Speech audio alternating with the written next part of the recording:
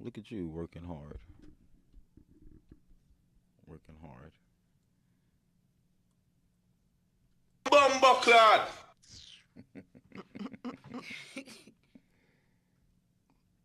No, how you see? That's what we need. We need our Lord have own. mercy. We need our own. Because he's stingy with the sound bites when it's not, for him. Yep. I'm like, yo, Agreed. son, you could have just added some just when someone else is like. Cause most of the time when y'all want me to do it, like it's like, Nah, you dead curved it last. I don't curve. Nah. No, last week. And you use it to downplay like people's arguments. and shit. Yeah, but it's like you do it good, but then you don't do it enough when if you're When the losing the debate. opposition- Exactly. What? That's not true. That is true. That's not true. Yo, last week, emotionally so many times Losing a shots- debate. Yo, last week you should have conceded, dude. I was very disappointed that you didn't. That's what's up. concede. I'm not Even conceding. listening to it, I was like, damn, we. I stuck on can't. this We for a killed. We long-ass did, time. and we did. kind of cooked him. Mhm. Wow, But you y'all know- cooked me. That's what's up. I'm just saying. Well, you know what? We should start Debating putting wise. questions underneath, like the I need to get better with the posting, y'all. Yeah, I'm you a- do. I'm gonna create a routine. This is I'm for you. working on a personal routine. I'm That's really what I bad with want to talk to you personal about too. Yeah, Where you at? just breaking up the. I'm gonna. life. The post. Well, Insta breaking post. up the That's what I'm the saying. actual footage. With that, you could like with a MacBook, you could like my old ass That's what I'm MacBook. gonna I try to can't start. And because because you'll get more interaction. Yeah. If Help people know me. what we're talking about, Nigga. and not just unpopular opinions podcast on Yeah. YouTube anyway. You know Yeah. what I mean? Matt, whenever you're ready. Oh, I need to pull up the topics for today. I'm tripping. Yeah, that's what my phone's on charge. I have it. Well, Whispers ain't here, so Is he coming? I haven't heard from him. Oh, I okay. hit him up, but if not, I mean, the Okay. show must go on. What's the topics? Pause. We got Meek Mill album review, Drake reunion, Meek on jail reform when he was on MSNBC, Mm-hmm. Kareem Hunt, top 5 rappers, top 5 albums of the year. But we can get into in place of Whispers, we can get into the 50 Cent thing, and Okay. because that's a good segue into the album. Okay. Cool. And I feel like I wanted to talk about something else, but I forgot. Like I was on the train thinking about it. Oh, Deontay, the boxer Wilder. Oh, we gotta talk about that. Yeah. Oh, the kid who punched. Well, we're gonna talk about that too, Kareem, because I have my opinions on that. I think it was a bit harsh, but we'll wait. Damn, you Tasha. Damn, Kutasha. All right. I almost fell in love with a daddy. My dog said you got too many bodies. Yeah, you gonna give me the signal?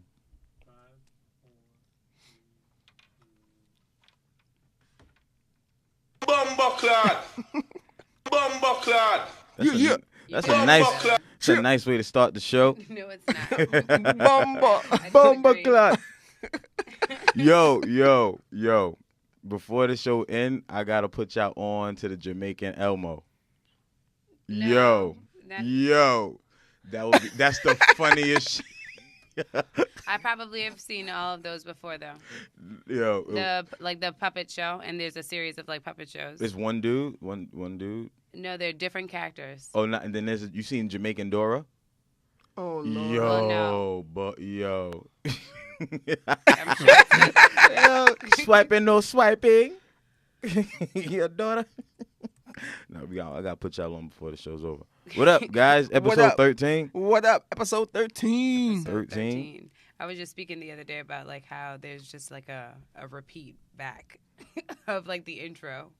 Everyone Oh. goes like episode 13, episode 13, Episode 13. Yeah, and Reef be like, yep, 13, But yeah, guys, this is a busy week. It's a busy week, guys. Really busy week. How you guys doing though? You guys good? It's the first of the month. Wake up, wake up, wake up.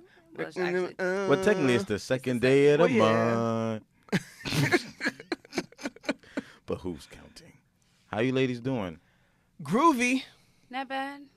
Just Good. here. So I'm just hoping we don't have any sexist hang-ups. You know, it's interesting when you when you start a podcast that way, when you start an episode that way, you're welcoming that energy into the space. No, I just think, There's always going to be that, though. Yeah. You know why?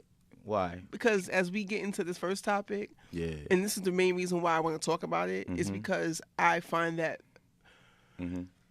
men are always going to, and I am categorizing, like I'm generalizing rather, you know what I mean? So I'm not saying I'm doing that on purpose based on the interaction I'm seeing on this topic, right? But men do the same exact thing that women do as far as placing blame, and so men blame women for a lot of things, and the same way women blame men. But in my personal opinion, right, this is my thing on everything. It's just, I'm just about accountability, and accountability is what I hold adults to, and I do, if you're over 30, I'll give you to about 33 to get it together, because some people don't learn accountability. They're grown as, there are people over 40 that are still not accountable. Like this topic that we're about to talk about, 50 Cent and his son, but accountability kind of like trumps everything. So I think adults have to be accountable for what they do. Now, I give a pass to people under 30, because I'm thinking you're still learning. I learned accountability early. I learned accountability and started practicing it, I can honestly say, in my 20s. I did learn it early because I realized that, and this is what accountability is, people, because people have this all twisted. When you do something like real simple, if you're in a situation and you went with your homie somewhere and your homie did something stupid and y'all both got in trouble, guess what? It's not your homie's fault. It's your fault. You put yourself there. That is, in a nutshell, is what accountability is. It's taking ownership for your faults, whether good or bad, That's what accountability is. And with that said, that's what my overall perspective is on the 50 Cent versus his son, the situation. So what's good with that, though? Well, let's get, like, the background info on that is just that a picture went viral of 50 Cent's son taking a picture with Supreme McGriff's son, right? And so 50 left a comment saying that both these two little niggas could get hit by a bus and I wouldn't care. OD. He's always OD. And so what I'm seeing, the reason why I want to talk about it is because a lot of people are chiming in on it. And what I'm finding, which is annoying me, is that a lot of men, particularly black men, are defending, they're taking this picture and they're very upset that, they're calling Marquise, his son, a bozo. Like, oh, he's a clown because he took a picture with your father's enemy. For those that don't know, like, his father had beef, whatever, with Supreme. Yeah. I'm hearing more details. I didn't know that Supreme actually put the hit out on his mom and all that other stuff. It's a long ending, like a long, never, it's a cycle of drama for years. Queen's bullshit beef, you know what I'm saying? Yeah. And so we get it. But I'm trying to tell dudes that's fucking irrelevant, dude. Like, 50 Cent has been publicly humiliating his son on social media for at least the past 5 years. That's not something that a child, which is his son, could start. You started this. You've been violating him on, not to mention in the past 6 months with the whole Tekashi's my son and the whole, every time it was mad comments on his post like, what about your real son? He's been publicly, first of all, and that's another topic that we got to address, is this new thing with social media and parents using public humiliation on social media to punish their children. That shit is fucking whack, in my opinion. But again, you're publicly humiliating your son. He takes a picture with your enemy's son. So fucking what? That warrants you saying that he should get hit by a bus? No, it does not. Pretty much. We have to determine who's the parent and who's the child. And in the reason why I'm bringing this up is that when I'm seeing the comments, all of these men are placing blame on the mother. It's the mother's fault. Here's a news flash. It's not the mother's fault. The fault actually is the blame is equally on 50 and the mother. But the public part, the reason why we're even involved, that's 100% solely on 50. 50 is the one that went to social media and started disrespecting his son 5 years ago. His son is 21 years old. He is a child. I don't care what no one says. He's a child. Yes, he's conscious of what he's doing. He's reacting. He's acting out. My father doesn't love me. First of all, I'm not a parent yet. But come on now. At the end of the day, it's nothing that I don't care. And I hold this. I know I'm saying a whole lot because there's so many issues in this one little topic. And I'm seeing that a lot of men are just like, no, it's her fault. It's her fault. No, adults don't. Why are they blaming the woman? Because they're saying that she's a bitter baby mother, and they have their issues. Mm-hmm. She's been defending her son, so she's dogging it out with 50. 50 did some other low life shit. He promoted Power, season 6 of Power, and said, I gave you 1.3 million in child support, and you chose to do this, like putting all the business out there. So she responded, being petty, and said, well, it's really funny how you're getting at the mother of your child and your child, but you didn't get at those niggas that put the bullets in your ass. Like, so she's doing that. She's that's all them. Yeah. You know what's crazy? Sorry to cut you off. Like, you mentioned 50. You guys watch Power? Yeah, of course. You watch Power? Oh, nah? I'm the only person in the world that don't watch. So you omitted from this conversation. Yeah. So what up, though? What up, Reef?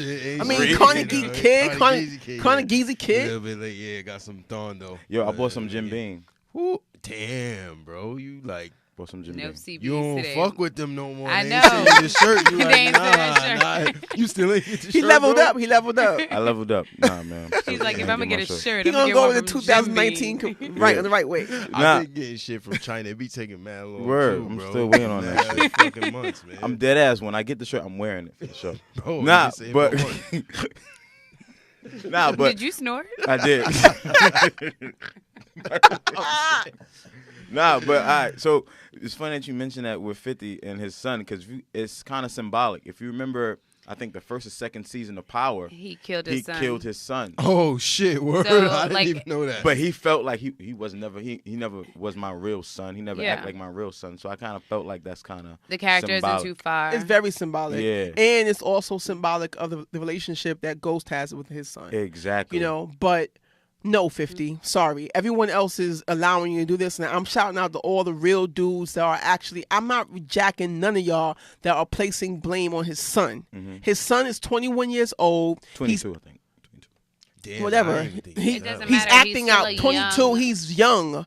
You're the parent. Yeah. You're not the child. 50 has to grow the fuck up. Yeah, I He agree could have with that. been mended the relationship with his son. First of all, children, a child may pick a side, but children don't choose. Like, if he would have just, I feel like But this is assuming the kid even understands why the beef, like I between think them, he or the has depth of it. some. Yeah, he I think has he a- has he has an some. understanding, He has yeah. the most understanding. I think out of we don't understand it. You know what I Mm-hmm. mean? We don't know what could have warranted 50 for starting to shame him like that, Mm-hmm. or what could I have don't think warranted. there's nothing that warrants And that. I with your agree. son. That's my point. It's Yeah. nothing, But you know bro. what? Like, And he's no- a child. But you know what? But the dudes are not even. The dudes are saying the opposite of that. Most of the dudes I'm seeing, they're like, so what? That's his enemy. No. He's 22 reacting. I would be so fucking crushed if I go on, especially as a 21-year-old in this era growing up, and you're that popular that by default because your father is 50 and he gets on social media and he disrespects you like almost every day, and he calls other people. He called Tekashi his son. I think no matter what you do, you can't blame a man for siding with his mother. And I was discussing this last night that I don't have no kids yet, but when I have a son, your number one duty is protect your mother. And if shit happens to hit the fan and it so happens that it's me against your mother, which I hope that never happens, you defend your mother. Until you have kids, until you have your own children, your number one defense is your mother. And you can't blame a child for siding with the parent that they live with and a parent that raises them on an everyday basis. You can't blame a kid for that. But you're right. And Like, you know what? And I salute you saying that as a man saying that. But on the same token, I would be wrong if I'm not going to say that some women. I don't know how she's raising her son, but I don't respect women though. My mother never bashed my father. Yeah, I don't respect that either. But I think that that's how the public is internalizing it. That she's bitter and she's spewing. Turned the son against and 50. I don't jack that. As a 21-year-old, that's where he's still grown. He has his own. He's reacting to how he's being treated by his father. I don't think that his mother would, whatever she said, would ever stopped him from loving his father. I also think we have to pay attention to like the history of the person that we're talking about. Like 50 Cent is always on social media dogging people out, and I don't know, like I don't know the history of his wife or this child's mom like being on social media, whether or not like that's her habit. But for people to go from one extreme to like adding this woman into the equation when this man is the one who like made a comment as such about his kid, like I don't like, that's the thing that leads me back to this like this feeling of betrayal sometimes for like black women, particularly mothers, because it always feels as though like it's very easy to place blame on like the mother. So I like, which makes me completely understand why it is that you speak about that. Yeah, about accountability and just like people assuming accountability because it's always someone else to blame. Like this man has a history of dogging people out on the internet. You know what? Most men are excusing the fact that he dogged the son out. When I'm reading the comments, they're like, "So what?" That's crazy. That's crazy. They think that this stupid picture of two 21-year-old boys taking a picture together trumps everything that 50 has done to his son. What I will say is I don't know if there's any situation where I would take that picture if I was Marquise. I think 50 is 1,000% in the wrong. You don't do that to a child because at the end of the day, even if he was trying to do something to spite you, he's a child and he's not fully mature enough to be able to make those decisions. But I'm not taking no picture with nobody's son that put a hit out on my parents. I feel like that's real. I feel like that's real, but I feel like that's real. But that kid, like both of those kids probably, like it's not their fault that they were born into circumstances that like had no to breed that beef. type I'm of not shit. gonna see him and bang like, on him. Off of some real shit, like they could have been best friends outside of this. Like I don't know, and it's probably not that extreme. Right. And I understand this thing about loyalty. It's just that, again, it's like carrying someone else's burden, that shit is unnecessary in today's society. Like, why do I have to carry your burden, my parent? Because like you got beef with someone. Like if the shit comes down to it, like best believe like I know whose side I'm gonna choose. But a picture? Are you fucking serious? You know what? You're right. You're right. But I will say when it comes to like that type of shit, like in street shit, some of that shit is just by default. Mm-hmm. You know what I mean? Like you carry it by default. But the only thing that changes my opinion on that is that when I didn't know that the McGriff kid,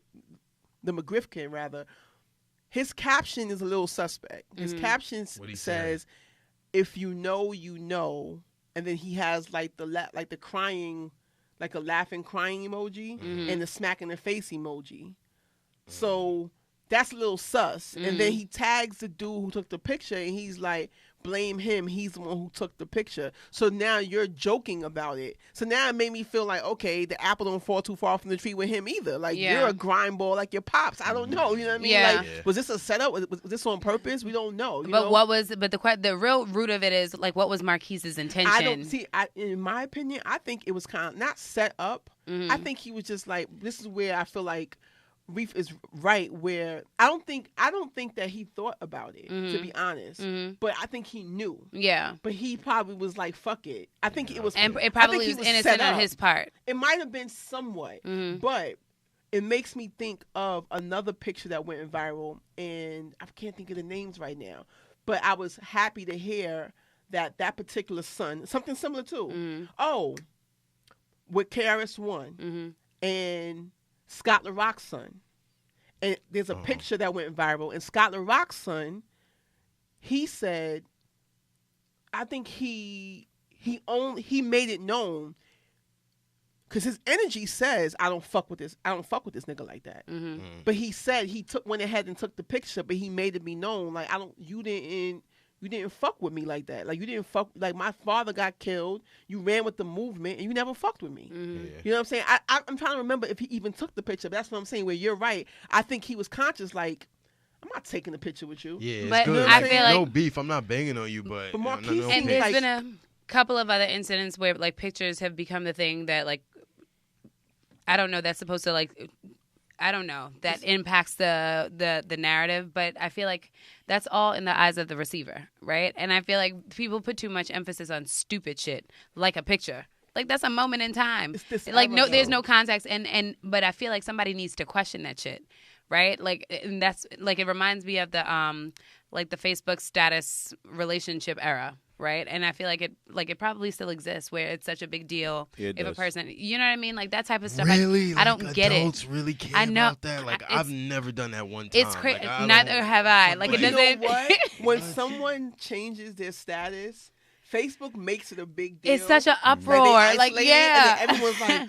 Oh shit! Like you're like, I don't even think my birthday's right. Like, I got mad stupid shit. Like, I'll put like from Alaska, like just dumb shit like that. Cause like I'm a troll. Like, I don't take that shit seriously. I'm sorry. Don't come at me with that relationship. It's just like a disconnect from reality, right? And like like a real disconnect from reality. Like, I understand beef, and like you might be beefing over like respect or over a certain situation, and your definition of respect might be something completely different. 50. He has to allow his son to create his own perspective on what that is. Loyalty is loyalty. Don't get me wrong. I understand that. He's not loyal to his son though. And that's my point, right? Like how do you expect this boy to like understand what your expectations are of him? Disrespect his mother. Yeah, and when you're like unclear, like you don't do anything to like, you make it seem like he owes you. Like when you brought him into this world. And I don't know. And this is another topic. I'm not even jacking him putting that out there like 1.3 I gave. I'm not even jacking that because I'm like, in the overall scheme of things, I feel like you didn't rate you time over money put in. Hell yeah. You didn't give him no time. You disowned him 10 years ago. 1.3, really? That's not shit, to be honest. 1.3 is not shit. I feel like someone who makes way less than him is putting up half of that. Towards a 20-year-old kid over 20 years. Yeah. You feel me? 1.3? Are you serious? Lot, yeah. And 50's worth like 100 million or some shit like that, right? Like, learn how, you know what? And what I thought about today, like, even though I get at him sometimes too, but at least Diddy knows how to take care of his home. Children. He took care of and the mother of his children. Yeah. The mother of his children, we've never heard them, only one time I think years ago with Misa, I heard something. But other than that, we've never heard too much of that. He's taking care of home. Like, come on, son. And that's another topic too, where if you're well off or you're doing good, you should feel like a dickhead if the mother of your child is struggling and you're not. I'm sorry. Yeah, of course. You're not balling. You're not balling there. I don't care how that relationship is. No real man is proud to be, to be popping. That's the signs of a deadbeat right there. Like, if you're doing so great and the mother of your children and your children are struggling, I'm not saying that they are. I'm just saying that you're gloating about that. Nah. I mean, 1.5 and then taxes. I guess 1.3 and then taxes is going to be what? That's going to be like 700 for a 20-year-old kid. Over 20 years, like that's really that's not nothing. That's not a lot of money. If that was total, I don't know what he meant by the 1.3, but if you did 1.3 total, that's not really shit. Well, what I heard is that he upped the ante. I'm hearing this, and this is where people are giving this one-sided. I just don't respect the men because I'm seeing that it's prevalent. It becomes a black woman, black man thing, which I hate. When it comes to our differences and issues, no matter how much dudes get at me, I feel like it's 50-50. We have to accept that it's 50-50. It can't be, oh, it's your fault. It's her fault. No, it's both. It's both of y'all. You know what I'm saying? But the whole thing, though, in my opinion, regardless of his mother, 50 bred this situation. The public would not have known about their strife, their tussle, if he didn't start disrespecting his son on social media. If I was a real, really cared about this like that, I could sit there and start and comb through and put through a whole case of all the times, of all the levels of disrespect he has shown this little boy in the past 3 years, especially since his new son. His new son got to be about 3 years old. Mm-hmm. He calls his new son Lil 50, but your oldest son looks exactly like you. Real talk, on another note, I told, it's another, one of my homeboys who's kind of, was kind of popular on social media, and I was noticing that. I'm like, yo, you always posting your youngest daughter, but you never post the oldest daughter, you know. And I'm like, I got at him one day, like, dude, stop doing that, because you're causing an issue there that you don't even know. Like, it's blatant favoritism for one, and how does that make you look that the whole world who knows you doesn't know you have a 12-year-old daughter? You know what I'm saying? Like, that's whack. Can you imagine how a child would feel only seeing her little sister and never seeing no love from daddy, you know, for her? Stop doing it. And then on top of that, with his children, one was light and one was dark. I'm saying you're creating a whole bunch of things there. And the same thing with Marquise and Sire. You baby Sire, you show Sire all this love that I feel that you've never publicly shown Marquise. We've never seen it from a baby. I mean, there was a little bit. Remember when G-Unit first started? Marquise used to be like on the tours and shit. Like he was on the mixtapes yelling and shit. Like, wasn't he the little kid in the video? Wankster. Yeah, Wankster. Like, but since then it was a divide. Social media wasn't as prevalent then. Yeah, I don't even think it existed. In his teen years, that was a dub. But you don't think they're trolling each other with all this stuff though? Like, I'm saying they clearly it doesn't matter. He's the adult. He's the 50 parent. Cent is the adult. He's the parent. I mean, essentially, they both adults now. No, that's true, McCray. But like a father sets a tone for what it is that, like, how it is that him and his son interacts. And I don't understand. Like, and so even to that point about accountability, 50 Cent has to assume responsibility. Yes, like the kid has to assume responsibility for like what he is doing, but 50 Cent have to, like, he created that. I agree with you. Let me just give it context. I agree with what you're saying, Rain.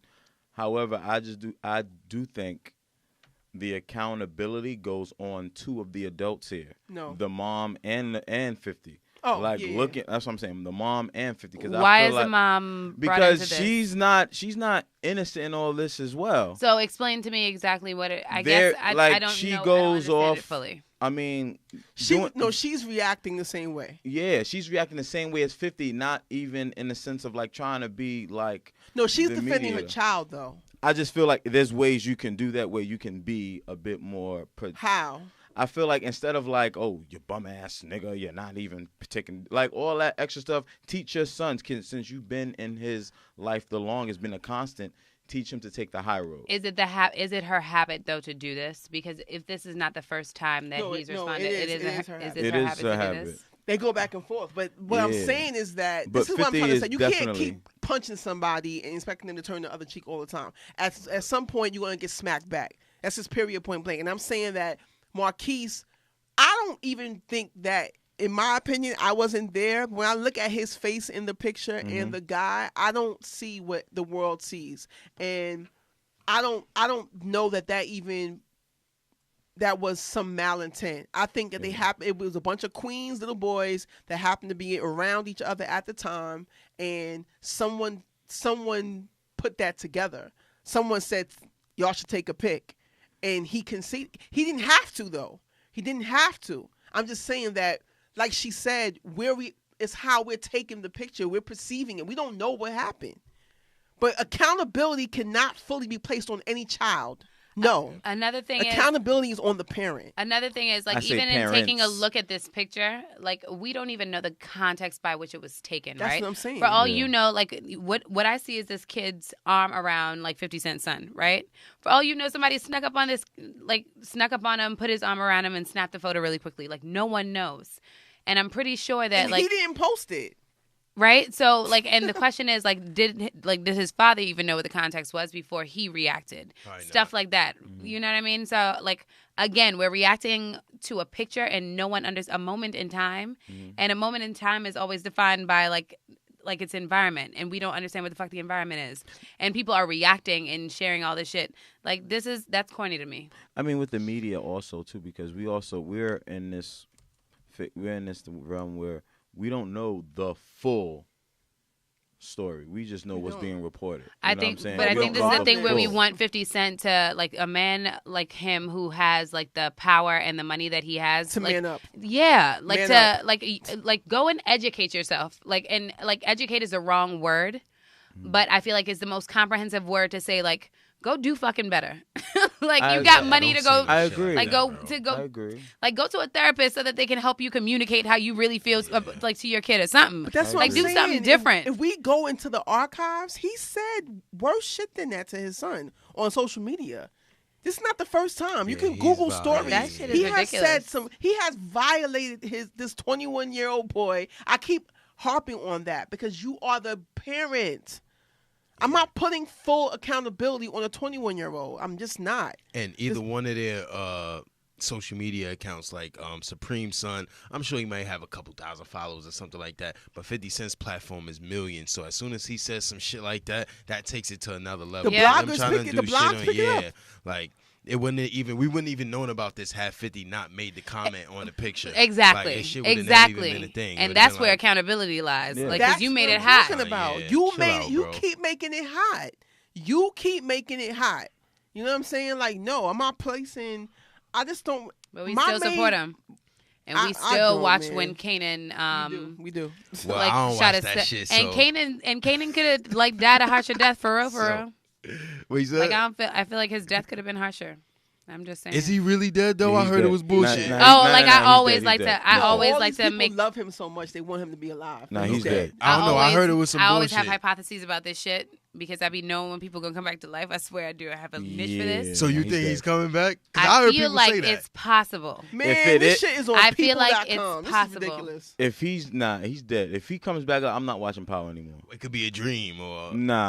he could still be alive. Nah. Or something. Did they have a funeral? That's the only way a motherfucker's dead to me. If they have a funeral Somebody with a went and body. identified the body. I The think They both both in the did. morgue. Tommy and Ghost, they identified the body In the morgue. in a morgue. Okay, He's All dead. right, then, well, Yeah, shit. but my Man, thing is 50, no. grow up, man. Because Grow up. 50 could have had a more. I don't know. Well, and You got to pay attention to these storylines a little bit more because he was trying to create a life outside of what was happening. of there. course he has a play in that. So he could have like wanted to also change his identity. Could have like. There's a lot of shit. That Isn't could go there on with that. another show? Yeah, like I mean- a prequel. Oh, am I mistaken? Like, there's another Power-esque thing that 50's working on, like a I don't know. spin-off to it or BMF, something. BMF. It's BMF. Is that what? Oh yeah, I heard something like that. I mean, he's but doing. in synopsis, like 50, Grow the fuck up. Do better. Do Do better. better. yeah, don't do that to Because your you definitely son, know bro. better, so do better. It ain't worth it. But then bro. again, you know, we can keep going on. Maybe he doesn't because he wasn't raised by his parents. So True. he has less of a connection. I think I just also want to believe that you have the resources to go and train yourself to do better. Somebody around you He has likes to be being able to talk ignorant. to you. He loves being ignorant. that's what And makes him they money. say ignorance like brings money and things of that nature. Yeah, and it like makes if that him shit money. is planned and if his son is all in on the ha then He's like that's not. cool. Ah, But that if What is- is- not, that's real That fucked ain't up, it. man. That shit is not cool. I don't know. You never know with these days, though, man. That's Nah, why it's I just- think that's nah. one that we know Do definitely better, that ain't. 50. I'm not saying Yeah. it is, but you just never know. True. You never know, man. True. Especially with reality TV, you never know. But I mean, moving forward, I mean, as far as media, to stick to that, like, what are your guys' thoughts on the Kareem Hunt situation? He's a dumbass. So to give it context, Kareem Hunt is a former Kansas City Chief running back, and in February, it happened in February, right? Yep. Like he was at a hotel, and there was a run-in with him and a young lady, and apparently Kareem Hunt was with his girlfriend, and this white lady, I think she was 19, but it was said that in the report that she was saying that she was older, but then they found that she was 19, and then she was trying to like pursue sleeping with one of his entourage, one of his friends or whatever. okay. But there's different versions, right? So there was this website it was on TMZ Sports, which I don't know how I feel about TMZ after this. Like the body camera of the officer videotaped her, and she was saying like how they just assaulted her. She doesn't know what's going on, and the dude from his camp was saying that she was just belligerent, drunk, acting all crazy and stuff like that. And we was just saying like, yo, we'll get you home, we'll pay for your Uber. We gave her money, whatever, to get in a cab, but she refused. She was acting all crazy. And then it was said that she called them a nigger. Okay. And that's what got him off the hinges. And Still, again, we've spoken about that's alleged. No, right? like we've spoken about maybe, and I don't want to say an excuse for a domestic situation, but the only time it's okay for you to hit somebody is if it's reactionary. If somebody hits you first and you just, because it's a natural reflex to hit back if you're hit.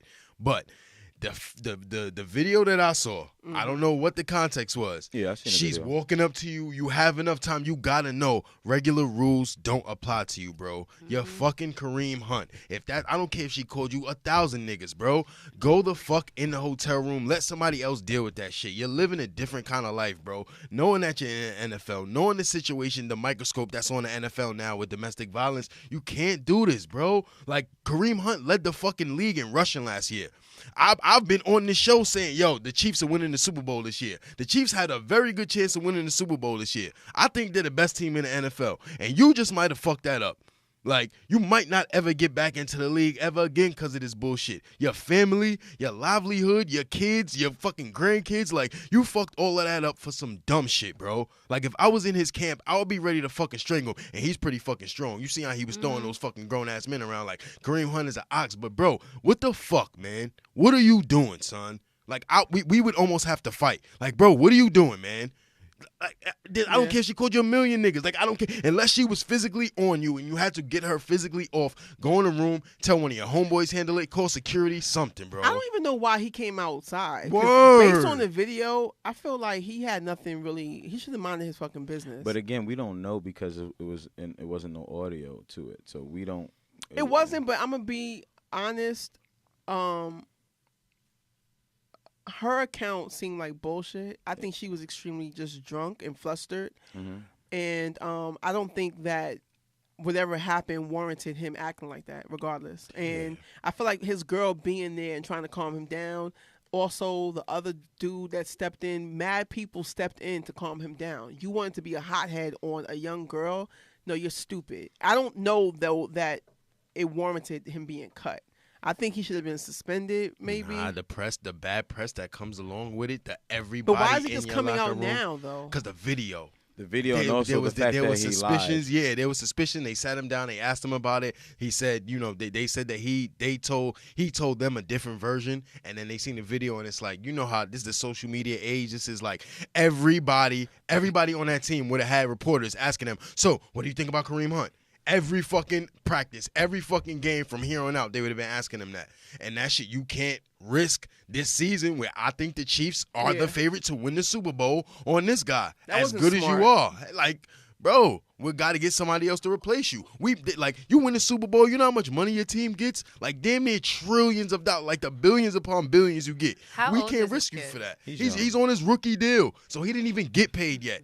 He probably has 6 figures in his bank, not even 7 yet. I don't even think he's made millions yet because he's a second-round pick on his rookie deal. So, like, you didn't even get the big money yet. Le'Veon Bell didn't play this whole year because they was trying to give him $14 million. And Kareem Hunt is from the same cloth. He could have been Le'Veon Bell. So he could have been like, yo, $14 million, I'm not even playing this season for that. Y'all playing me. He's that level. And you're not even making $1 million yet. And you might have fucked your whole career. You might never play again. Like, come on, man. But this, for me, there's something for me about, like, because wrong is wrong, right? And we just had a conversation about accountability, and like, I would sound like a hypocrite for like saying something different. Like, he has to be accountable for his actions, right? He had to have known better. There's something for me about like the prevalence of like young men who get these deals and who doesn't understand the risk that comes with it. And like, it's also about knowing what situations to put yourself in, right? And who around you is talking to you about like the proper situations to put yourself in. Like, you now have this type of money. People are going to be coming at you from all types of angles. Like, don't be a stereotype. Like, don't put yourself in a dumbass situation. How many men does stuff like this happen to? You know what I mean? So like, there's something to be said for like men who for black men in particular who like get money really, really quickly and like have like a rise to freedom. And like, this is not to make excuses, but I don't know what his background is. And quite often, like, we know that like football tends to be like an outlet for kids for various different reasons. Right. Yeah. And if like, he's not a child who has come to a man who is learn how to articulate, like, okay, like, this is not a good situation for me to be in. Not articulate, but understand, and then even be able to, like, have a conversation to get his way out of a situation that's just not ideal. Like, something has to be said. Like, people have to be a little bit more mindful about that. Like, and, like, I'm seeing that there might be a second situation. So, like, has this happened multiple times? And if that's the case, like, have the people around him who's supposed to be there in his corner to support him been mindful about, like, the red flags that might have existed that said, like, oh, we need to be, like, I don't know, just supporting him with, like, making the right choices about, like, what situations he's putting himself in. Oh, he did it another time? There's supposed to be another time where he did it? I haven't read any detail about it, but it just said that that there was going to be some investigation into a second incident involving him. And I think the real cherry on top that really killed him was the kick. He didn't really do, the whatever, but when she was on the ground and you kicked her, it was like, bro, what the fuck are you doing, son? Like, I think that was what really selling. It's power tripping to me. And I'm comparing it to, I wanted to just bring this up because I did some research last night. This is it's on the topic of what you're saying. Are there people around, young, men, even women, just getting money at a quick speed, And I want to bring up this guy because I heard of him before, but I never really paid attention to him. But I want to just say to him because free Rollo. I don't know if I know about Rollo. Hell yeah. So Rollo, and I know he actually rap alright, to be a southern dude or whatever, you know what I mean? Rollo. But I'm saying free him because for him to be only 23, to have made that amount of money, to have had the smarts to purchase an entire complex and have the whole neighborhood living in the complex for free, that to me is very, very commendable. Rollo's Nino Brown for real. But the problem is for you to be signed to Gucci Mane and for Gucci to have went through similar trials, probably more trials, and to not have put you on to start cleaning up your shit or start finding a way to leave that shit alone. The feds are coming. Well, the cops, as you see with this situation, well, not even with him, but the feds are really coming down hard on rappers, young black men getting a certain amount of money. When I seen the Rollo story, I was just like, damn. And his shit was weed, though. Mm-hmm. They found $1 million worth of weed. Yeah. And I'm like, dude, $1 million worth of weed, especially during a time where it's that becoming says so much to me. Yep. I'm hurt for him because it's like, no. Then I'm paralleling it to Kareem Hunt, where it's like, no, you were power tripping. Mm-hmm. You garnered a lot of power, a lot of money, quickly, and you were not smart. Mm-hmm. You know why he wasn't smart? The ignorance has to stop. You are filming yourself putting, I don't know how much money in suitcases, in the trunk. You're filming yourself doing this with the money. Yeah, you're telling people where you're going. A little flash, okay, but repeatedly doing that, the feds are locking them in off of social media. Mm-hmm. Yep, telling yourself. But I'm saying free. I don't say free everybody. I'm saying free him because I want to give him credit for being young and being smart enough to even say, let me purchase property that, and let me give away, because these people would be out here doing whatever, who knows what. Yeah. I'm going to give them rent free. Yeah. And that's one. Why haven't more rappers done that? I mean, honestly, a lot of rappers don't got the money Rollo got. Like, for real, Rollo got bread. But I don't know. Bread. He got bread, but and tax-free bread. Rappers, if you make X amount of dollars, you got to claim it. I wish I would have met him. I would have easily helped him funnel. Trust Rollo got. We help you with the logistics for your operations. Please stay on social media. Rule number 1. Yeah. And let me help you funnel that. Invest it into something. Also, even though that's commendable, you weren't getting. It's not a legitimate business because no one's paying rent. Mm-hmm. Yeah. So you can't even count that as a source of income. Yeah. Even if you was charging niggas like $100 a month for rent, you're not even doing that. But I think that was so that he could move. It's kind of like you get so much money in the community that everybody can snitch on you. So it's like, yo, I gotta kind of put up for the community. Smart, y'all can live here. We good. But still stupid because you're filming yourself doing stupid shit. You should have so been. So it doesn't matter if they snitch. You already snitched on yourself. Exactly. He snitched on himself essentially, but they're on him. They're targeted. Yeah. That's my thing. I'm only bringing him up, and the parallel is the money and the power at a young age, and not being smart enough to do dope things like that, but not being smart enough to say, you know what, I need to like calm the fuck down. Yeah. You know what I mean? Because people are going down in less than a year. It's like the feds start watching you. Because once you start on social media and you got $500,000 in cash, hey, look at me. Yeah. I'm a target. Come and get me. Hip hop police is real. Like, it's not something that niggas rap about. Like, there's a specific force that is dedicated to just investigate rappers and hip hop artists. Like, so that shit is real. So if you're not even committing crime, but then you're doing stupid shit like Kareem Hunt, same thing. It's a way to take you down.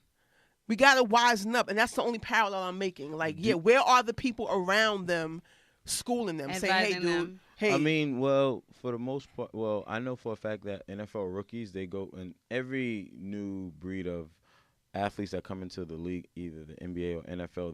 They go through this these workshops where they let them know what it's like to be in like the media spotlight. training and shit. Of course, but they need somebody like but I've seen Deion Sanders. No, but they on have deck, you know what I'm saying? They have those type of people that come in and they let them know what it's like to be in the spotlight and how to handle yourself in these type of situations. But like anything else, you're given all the tools on how to conduct yourself. It's up to you to follow them. Yeah, but I'm just saying that something like that, when you start being reckless, it's still, I feel like maybe the OGs in the sports have to like go out their way to build bonds with the YGs so that, you know, I mean, they're not being stupid. Ray Rice reached out. He said if he wants, you know, to. Ray Rice. It's too get late him now. out of here. It's too late. Big Bama ass, corn ass. Uncle, I can't even rock with. Get him out of here. I think it's hard for the OGs to even Fuck give Ray Rice. advice because the shit wasn't there for them now. Like in the '90s, dudes was fucking doing domestic violence and nothing was happening. You wasn't getting released for domestic violence. But for him, I'm talking about rare, but like the OGs, like the 90s, Ray Rice is the one dudes. Who beat up the. Nah, that shit was way worse. He reached out to Kareem say Hunt. what? He was just saying like, I mean, don't be me. Yeah. I mean, but I will say this though. He made it back though, didn't he? Nah, hell no. He never played another snap. I will say this though. With this situation, I don't think it's worthy for him not to get another chance. That's what I think. But it's about what he does now. I think. I mean, he had a video. He has to work to try and change.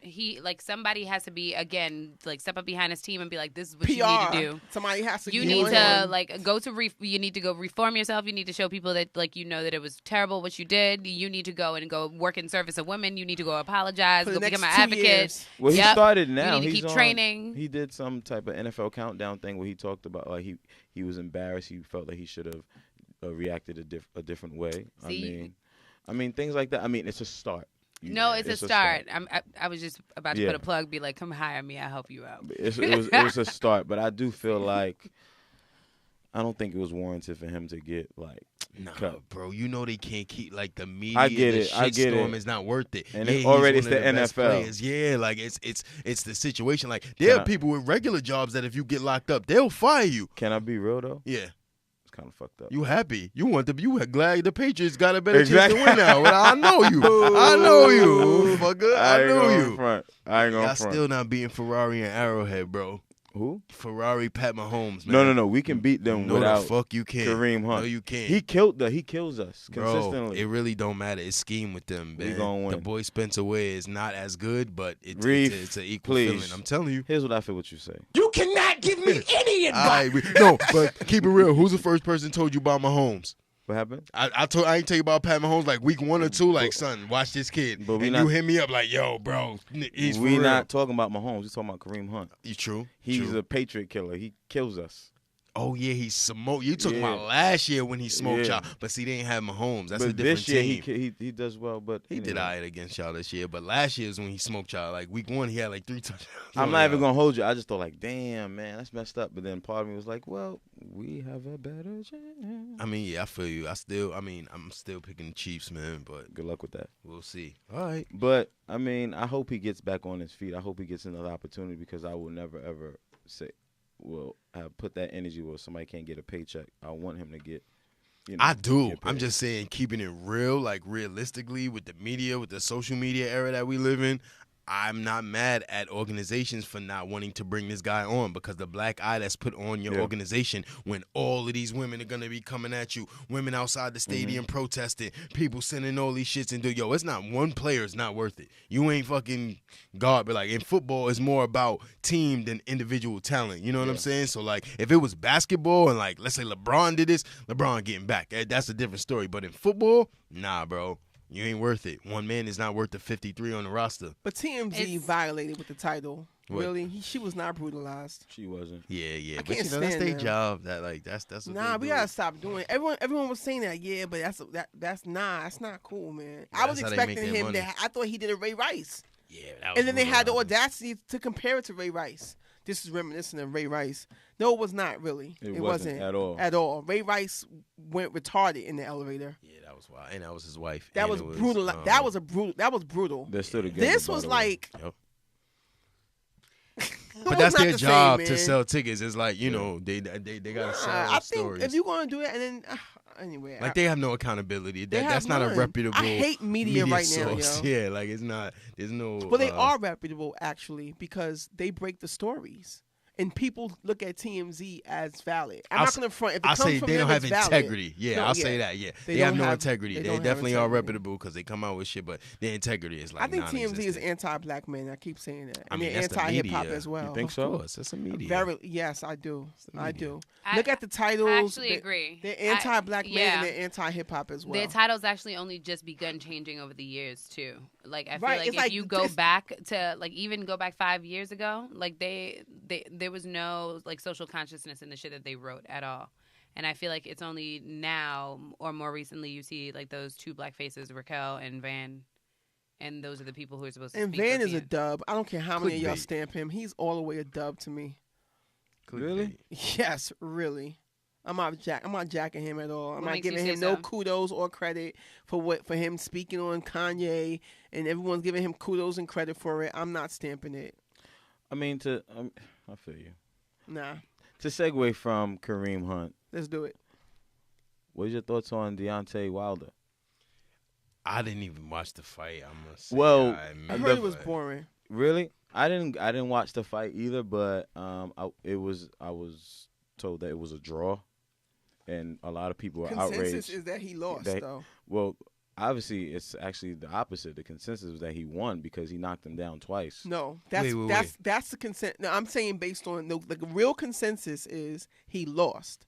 Wilder But people- lost? Yes, but because people who really fuck with boxing are not giving Deontay Wilder the win. That's interesting. But people like me, if you've seen it like a clip, because I challenged someone who actually bet on Fury, Mm-hmm. and I was like, oh well, Deontay knocked him out twice, and he was like, yeah, he knocked him out after he got fucked up for 10 rounds. You know what I mean? And most people who are commenting on it are saying that Fury was winning the entire fight, and then he got knocked out. Oh, so Fury was winning on the cards and then wound up getting knocked out? Because I seen people posting some like bullshit 10 count or whatever. Like, I think that people are not jacking that. Well, to me, if you get knocked down twice, I mean, I think that's it. I think it's a draw because I can't really speak on. I didn't see the entire fight, but I'm going on consensus, right? A lot of people are saying that Deontay lost. I was giving him just the dub. If you knock someone out, then you win. Okay, so wait. So who? But he got up. How did the fight end? Deontay won on the cards. No, it's a Deontay draw. won by. Oh, it was a draw. Yeah. It was a Oh shit! And so See, it looked like it I was a didn't even boring know ass that. fight. I didn't even know that. good So on there was a boxing. draw, but they saying Tyson won on the cards, but Deontay knocked Tyson down twice. I don't know if on the cards. I think Okay. the popular opinion to me was giving the edge to Fury. Yeah. But Wow. I'm like, how do you give the edge to Fury? Because one time that he knocked him out, he was out for like 15 seconds. Oh, so Deontay knocked him down and he was out for 15 Twice. seconds, and they didn't count. The What first happened? time he jumped right back up. Okay. The second time he jumped up after 12 seconds or something like that. So why didn't the ref count? Like what they happened? counted, but he jumped up like, I'm up. Yeah, once you jump up, like it's really about the rounds too. But what's the count though? The When count, you- but see, It's 10. even if you're on your 10? feet, Yeah. even if you're on your Isn't feet, it? the ref can continue counting. 10. If you're like remember Zab Judah jumped up and then did the stanky leg and dropped right back. I'm still counting. You're not good, bro. No, if you're like, delirious, you have to be though, good. if you're but if you don't seem like you're delirious, then they you gotta give him an opportunity. He was like doing all the yeah, motions. Like, he's probably showing like I got my balance. I'm all good. Okay, so then like he's good. Like I gotta watch the fight. Then I was rooting for Wilder, but I don't. Because it's really about like how many like hits land and shit like that. So not because he got knocked out. I always hear people cling to the knockout, but like if you just got lucky or you got a nice lucky punch, you might have just caught me in a bad round. Definitely. But I'm not jacking the draw though. I mean, it's fine. I mean, he keeps his belt. I mean, it's just a draw. It's not a loss. And they got a rematch. That's what a draw always does. We can do do y'all this shit feel again. as though it was a draw? I didn't see. I didn't see the fight. I think the last fight I saw was the Triple G and Canelo Alvarez, and Triple G got jerked. Yeah, and after that, I'm like, I'm done with boxing. Yeah, because that was a catastrophe, and I feel like with boxing, it's just a monopoly. It's just trying to monetize off of the hype, and I feel like, with that, that's what I was seeing. I was seeing people say that. So you think that's why it was a draw, because Wilder was the favorite and they didn't want to give him a loss, but Tyson really won and they made it a draw because Wilder lost. That's what you think happened. What was your thoughts on his rant at the reporter? I loved it. That's what sold the fight for me. Word. I mean, I have it up here. If you have, actually, did you hear he went and did an actual full interview with that same reporter. Really? Did you hear it? Let me see if I can put it up. Deontay, you can hear it? Radio Raheem. Listen, man, you said that your people have been fighting for 400 years. Man, your people's too. So I just want you to explain what you mean by that. You know what I'm talking about. Y'all all know what I'm talking about, man. Don't sit up here and try to bait and not know what I'm talking about. Y'all know what the fuck I talk about when I say these things. Your people too. Explain it. Not everybody knows what you're talking about.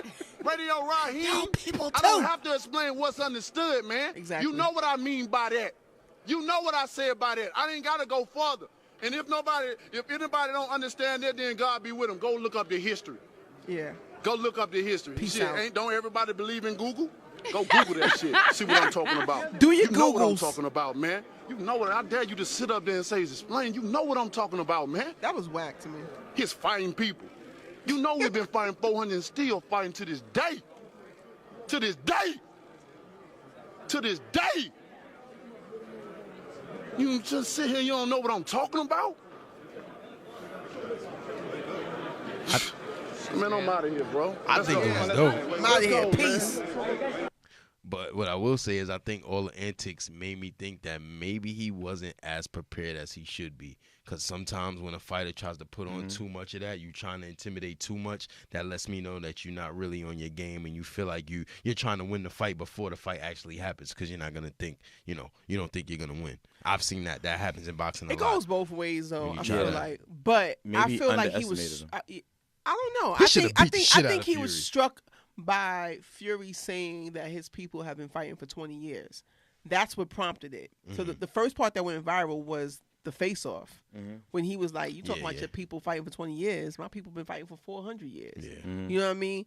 But you're right. Some people feel differently. I feel like when you're not prepared, a lot of people, sometimes some people don't, like you don't hype it, but maybe that's just in battle rap. You know what I mean? Like people can't really feel confident in talking shit until their rounds are done. Yeah. Nah. So maybe you're right. Maybe he wasn't, but I don't know. I think that sold it for me because it went viral. I'm like, oh, who is this? I need to watch this fight. Like, remember when Tyson used to wild out? I want to eat his kids, and I want. That's when he used to get his ass beat. When Tyson used to win, it was none of that shit. It was, I'm going to look you in your eye when we get in this ring and you're going to be scared to fucking death. When he used to do, I want to eat his kids and don't praise Allah. And when he's on the stage, you faggot, I'll fuck you in your those old times. He lost those Yeah, that's the Holyfield, that's the Lennox Lewis, that's those years. And it's like a reoccurring thing in boxing. When you get too hyped up, that lets me know, oh, you ain't about your shit. But people have criticized him saying that he's a sloppy fighter. Wilder, I mean, I wouldn't say he's the They most say he technically knocks people sound. out, but they say he's I sloppy. mean, for the most part, I just think with heavyweight boxing, it's evolved, and not to say, and I wouldn't say evolved in a way where it's improved. It's evolved in where it's not really as much scientific as it was back in the day when you had the previous heavyweights that we're accustomed to seeing. Like now, it's just he's a heavyweight. Yeah, he's a heavyweight. Hell yeah. Oh. That boy about 6'6", about Yeah. what, 230, 220? I mean, shit. He look light. boxing He right now. thin, but he's about 6'6", so If like you fighting LeBron. and this is like aside from what we were talking about, but I feel like with boxing, it's being replaced with UFC. because UFC, they have cards, and I feel like people are flocking to those cards than they are to boxing, because you'll watch this, but then I think that's as far as it goes. You won't watch anybody else box. I can only name 4 boxers. But I feel like can you name MMA fighters? I can name MMA fighters, but and I feel like they're monetizing off that, because I feel like with MMA, it's like it's instant. It's like it's the action is there. Like with boxing, it gets a bit mundane at times. It's not as cherished but as it's it was previously. I feel like with sports and with anything related to sports, we become fascinated with the connection around team, right? Or like the connection to somebody. So like people used to love like Roy Jones, right? Or would follow like Mike Tyson. Like the showmanship. But you'd follow them over a period of time. And I feel like as like the medical landscape has changed with boxing, and we see like what the long-term effects are, boxers aren't going back for 1,000 like for round after round after round, like year after year, right? And then you have like someone like what's his name, Mayweather, who disrupted the way that you get money with boxing. So I feel like they don't know which direction to take boxing in, and I feel like they'll do the same thing with UFC too, with MMA as well, because like those men are gonna get effed up. You can kick me and like box me, like those people are gonna get messed up too, and they're gonna try and find new ways to monetize that. I feel like. Maybe I'm just making this shit up in my mind. This is just my personal thoughts about this, but Possibly. I feel like they need to change it to like a defense sport. Well, MMA and boxing. What do you mean? I mean, I think boxing is I feel itself like is right a now defense. boxing is about like how many hits you can land, and I feel like it's evaluated that way, and I feel like it needs to. Like the goal needs to change. What do you mean? Because I don't think. Well, Floyd has basically been winning off defense. Like, Yeah. Exactly. You just can't hit him. But you're not evaluated off of defense, are yes, you? you are. Not in a sense. I thought you were evaluated off of like You're More not so landed. off of offense, definitely, but defense is defense put in is there definitely as well. put in. It's a science to it. Like with Floyd, it's like his defense is what is his moneymaker essentially. That's why people watch him to watch him lose. They don't watch him for in essence his fighting style is kind of boring. You go to see if he's going to lose. You watch to see if he's going to lose. I think good defense would be framed as bad offense. Yeah. Like when Floyd has good defense and you can't hit him, it's like, yo, look how many punches he threw and didn't land. He only landed 30%. And when, rather than saying, yo, Floyd did not let this guy hit him. Like he was, moving so much that. So I think that's what. But I think to Floyd's, I'm sorry to cut you off. Like he's efficient. Hell yeah, the most efficient ever. Yeah, like as far as his hitting and being accurate, he's the most efficient boxer I've ever seen. Yeah, absolutely. I've ever seen. Absolutely. You know what I'm saying? So, yeah. Ali, I feel early like he was Ali. disciplined, or at least he understood like what he needed to do and focused on those things, like to win. But I don't know. I feel like all sports are going to change eventually. I feel like football, like there's an ever evolving conversation around like what do they call that? Concussions. Yeah, but but there's a specific label to concussions and CT. Yeah, the CT business. Not business.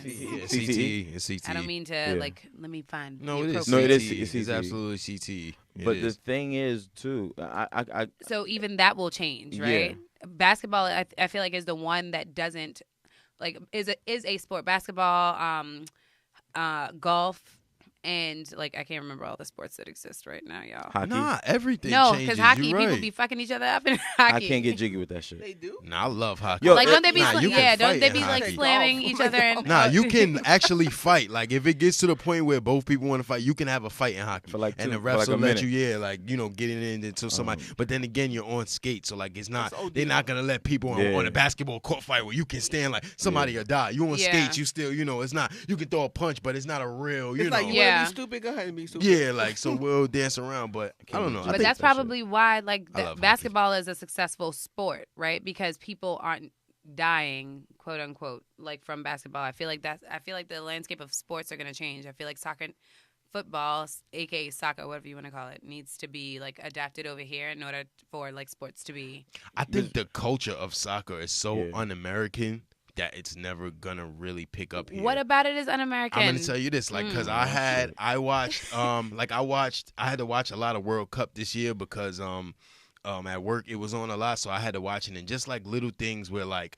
after they lose, everybody's just standing on the field just crying snot, tears. We're just that's mad un-American. You lose in a playoff game, you're gonna cry. You're gonna put the towel over your head. You're gonna go to the back. But that's not the actual sport. But I'm saying the culture of the sport. There's a disconnect between Americans. Like when Neymar scores, they're running up. His teammates are kissing him on his mouth, kissing him like that's mad un-American. We score, we chest bumping, we headbutting. But if I could say, like, but like, one could redefine the culture, but still adopt the sport, right? And still like find a way to globalize like money. Sorry, to your point of like all shit being connected to money, and just thinking about like this conversation being connected to like sports and where it's gonna go in the next couple of years. I feel like it's fair to say that you could like still adopt the technicalities of the sport and still make it a global thing where people are like the United States are competing with like other countries and things of that nature, while like adopting your own influence. You know what I mean? You don't have to be, because like basketball culture is different in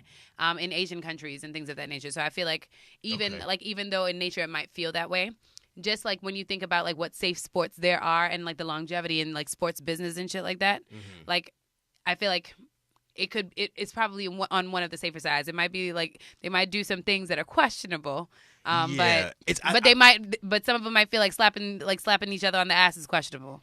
Definitely, but I just think there's certain things about soccer that are just so like un-American. And yeah, like people flop in the NBA. You know, I think every charge is a flop because you're consciously taking the contact and falling on the floor to get a call. But the way they flail and, you know, fall and act like, oh my God, like there's clips of like people congratulating soccer players, like tapping one on the back, and then he falls down and acts like, you know what I'm saying? Like that's so un-American that I don't know if I think the disconnect between our kids and the sport is like, we don't, you know, we want football headbutting each other when we score, like, you know, banging your chest, like that kind of thing. And I don't know if American culture can adapt. No, I disagree, because America has so many, like, America is made up of so many people who have migrated here from different countries. Of course. So, like, you know how many people in Canarsie would be ready to jump on that soccer, like the football team, the soccer team, or whatever the case is? Yeah. Like, I just don't think we're going to get good enough. There are people that will definitely play, but I don't think it's going to get to the point to where we're good enough to challenge the other countries on a global scale. And, you know, America's thing is always being number one. If we're not the best, we really don't want to fuck with it. To be determined. America needs to tap into what the best looks like. And I think that's what it really is, because we probably have some dope-ass people who live here, who represent the United States, who can carry the sport. But there's no funding. Why the hell am I trying to bring like money to the country? It's not my fucking country. Moving the fuck along. Hey, shit, we live here. We'll benefit if more money comes. We'll benefit. If the soccer league was mine, then there we go. Somewhat. I don't know. You never know. Your kids might play soccer or something like. I mean, speaking of sports, right? I have this love-hate relationship with the NBA currently. It's not competitive. I mean, I've said that before. Like, it's not. I haven't watched a full NBA game in a while. Oh no, I can't say that. I can't watch it. And then I think I was trying to look it up, but then I got sidetracked because I was looking up Dwight Howard's injury. He's getting surgery. He's getting surgery on his glute. Oh gosh. Imagine going to the doctor and getting a glute examination. A glute on his butt. Doctor, my right cheek. My right cheek. And it's actually what it is. It's a strain. Give it a rest. No. Let that man live, bigot. Has he done a post game like since then? After I no. want to look that up. No. So he hasn't been available. And he's making it worse. He's making it worse. Maybe he feel like he don't owe nobody no explanations. I just want to hear what he says. Me too. I just want to hear what he says. That's it. He brings new meaning to sugar in the tank. Mad ignorant. Leave that man. Let that man be. Damn, Dwight, my bad. But all seriousness though, as far as the NBA, like I just think right now most of these players, you can tell they're just playing. In my opinion, maybe you can speak more to it, Reef. I just think it's money. Like, these guys are secure. They're good. That's why they have that luxury or leisure to just pick and choose when they want to play. And people going to get on me again, but I blame the shit on LeBron. He created the cupcake culture. He created that shit. I mean, this whole be best friends. Shots fired! You know what I'm saying? Real shit. He created it. Everyone follows the lead of the alpha. And when you're the alpha in something, everything is dictated by what you do. You going to Miami and establishing that precedent made everybody feel like, oh, yo, fuck the competition. I'm going to join up with people. And now it's led to KD going to Golden State. And now everybody knows they have no chance to win. So it's like, fuck it. Play to get my money. I'm here to support my family. But I know I can't win, so I'm taking games off. I'm doing this, I'm doing that. But in the 90s and early 2000s when Kobe and Jordan was running the show, it wasn't none of that shit. It wasn't join up with nobody. It wasn't, pick people up off the ground, be with another team, be with somebody on the other team when a fight breaks out. It was none of that shit. Remember Nixon and Heat brawling and coaches getting flipped and all of that shit? Like, that was the NBA in the 90s. Now, fucking fights break out and two team people that's not even on the same team is on the side with each other. Like, and that's is a trickle down effect from that. And I'm sorry, but James is your fault, bro. You started that. The NBA is just monetizing off of storylines. It's just turned into like this whole reality. And LeBron James is just making money. And I can dig it. I feel like his move to LA was definitely money based. Not money based, but just, it was business. This was a business move. I can respect it, but at the same time, it's like the NBA. I feel like the soil, the core of the NBA wasn't built off that. It was built off of competition, and just blood, sweat, and tears of just good basketball. I don't see good basketball. But you know what? And that's real. Maybe, just maybe, the NBA has the opportunity to transition to building like a new culture where like those types of decisions are in the hands of the people who are actually like taking the work and the beat up on their bodies, right? And the reason why I say that, I just have a feeling that like something crazy and disruptive is about to happen to the NBA, like where you're gonna see players like buying out teams and shit. And when you think about like the people creating like these new leagues, like the Big Three or whatever the hell they call these leagues that these I like people that are league. Creating, it makes me wonder what opportunities exist. So even though like I hear what y'all are saying, I feel as though like if it means that there are advancements or like that is about to change the landscape in the way that like black kids who are oftentimes black boys who are oftentimes the kids who are like the money makers for these teams, of course, are monetizing and like reaping the benefits off of it, then so be it. If that's where it's going, but I don't want to knock it. I want to see like where it is that it is going, because I doubt that they would allow for these changes to be made without like a long-term plan. I just think they need to regulate the luxury tax, not only the luxury tax but the salaries, because if you think about it, you can just tell who's taking games off. Absolutely. Or you can it's no heart into it. You know what I'm saying? It's just, I got my money, I'm good. Yeah. You can tell when they're taking plays off. And it took actually what's his name? Kyrie Irving to say, like, nobody plays defense anymore in the NBA. Yeah. Absolutely. Like, there's been 9 50-point games, and like there's games where it's like 146 to 134. Yeah, wild shit. Like, it's just like every game is like a charity game almost, and it's just like there's a plethora of bad teams. That makes more money. Exactly. Makes more money. And I know, like, and a lot of people, like me and my dad go back and forth with this about, he's like, I commend LeBron.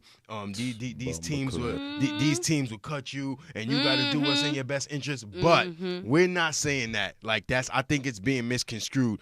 Bron didn't do that to secure more of a bag for him and his family. He was going to get his money regardless. That wasn't a move to get no money. That was a move to fuck up the competition in the NBA, for you to join up with three other people, 3 of the top 10 players in the world, and put them on the same team. And what I'm saying is other people, the other leaders of the league, Kobe Bryant, Michael Jordan, Magic Johnson, were not doing that. When the Lakers lost to the Celtics, Magic Johnson wasn't like, yo, I'm about to go to the Celtics. Fuck that. You getting your money regardless, Bron. There's never a situation where your money is in jeopardy. But the trickle-down effect from you doing some fuck shit like that makes everybody go, well, fuck it. If he's doing it, fuck, why not? I'm KD. I'll go to Golden State. And why not? Like, you know what I'm saying? So it wasn't a situation where, like, bringing more power to the players and then being able to do, like KD signing a 2-year instead of signing a 6-year where he can renegotiate. That's an example of that. Players signing 1-and-1s, doing shit. That's an example of that. But teaming up with people to make super teams is not an example of that. And I don't like when people try to use that excuse as, oh, they're looking out for the players. And then,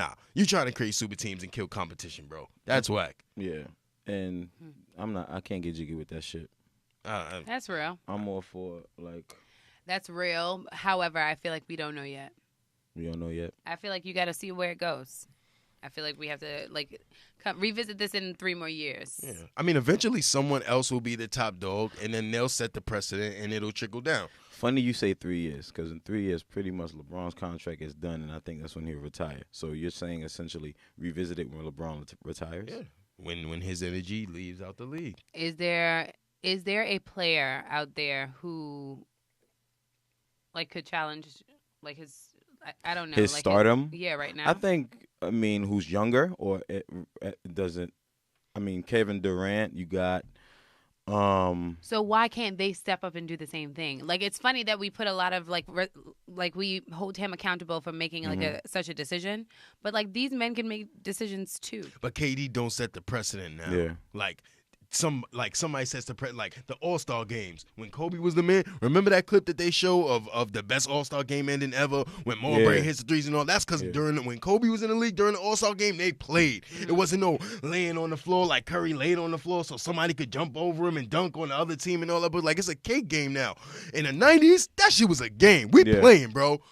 Magic came back for AIDS, they was still playing, bro. I'll knock you. I don't give a fuck if you got AIDS, bro. But now you set the precedent to where it's cupcake league. Well, Karl Malone was he did his yeah. But what I'm saying is is it safe for me to play against him? Karl Malone, I don't know. I never liked Karl Malone, even when he came to the Lakers. If I was to give him a high five, fuck Karl Malone. I heard he got a 13-year-old girl pregnant or some shit. Okay. What? I heard some shit like that. Yeah, somebody said some shit like Karl Malone got a 13-year-old girl pregnant, some shit like 13 or 14, some shit like that. Why do I feel like as we left here, they spoke about a show or something that's coming out? Oh no, it was an SVU episode I happened to be watching where someone was eradicating pedophiles.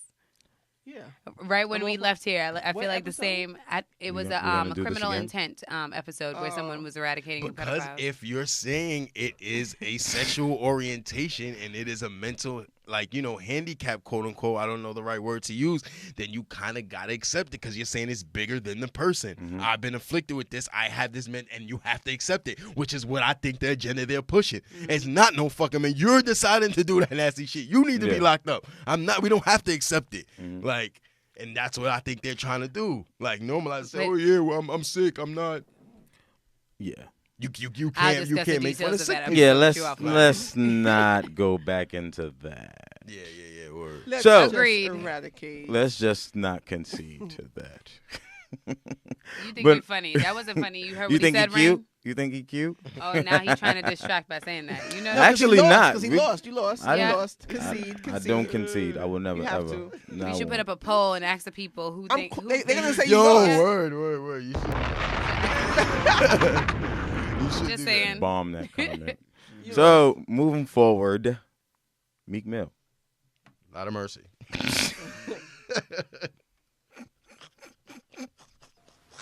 Lot of mercy.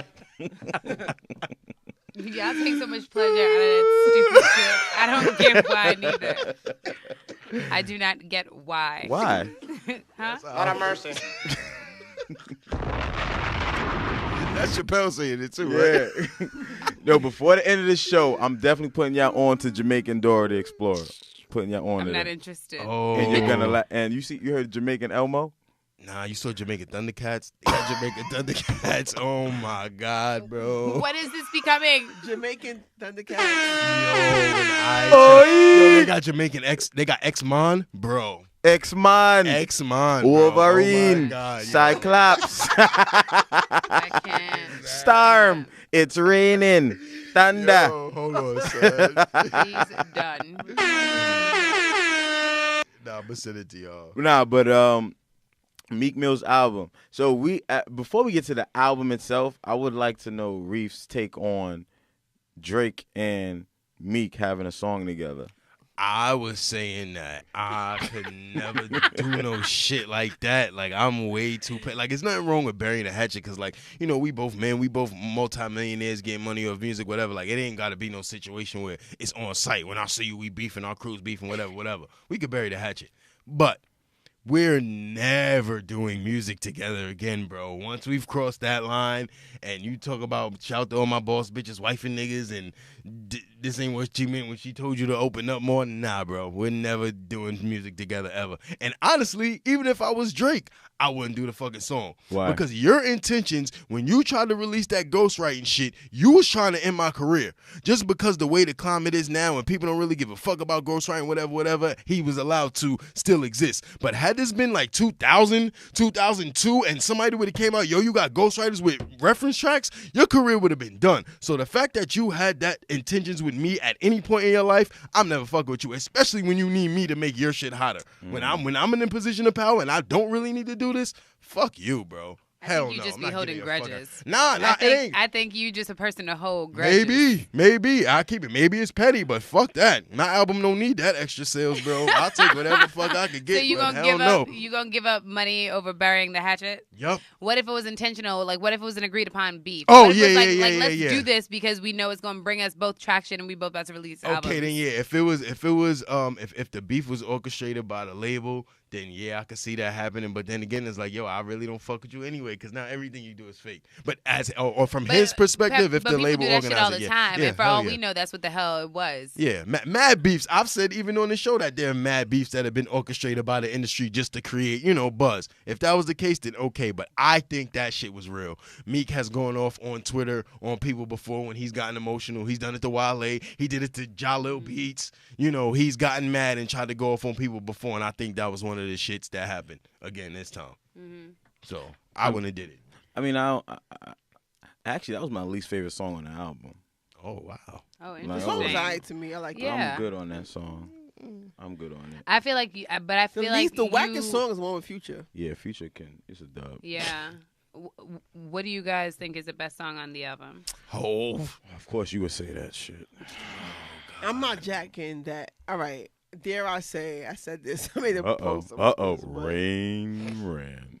I like the verse. The verse is cool, but I just feel like, I think that, I'm going to say this. I think that every artist should strive to build their platform to the level of a Hove. Yep. Because then if you strive to build your platform to that level, it will sustain you for life. And I'm saying that to say that people are more moved, I feel like, by the content than the actual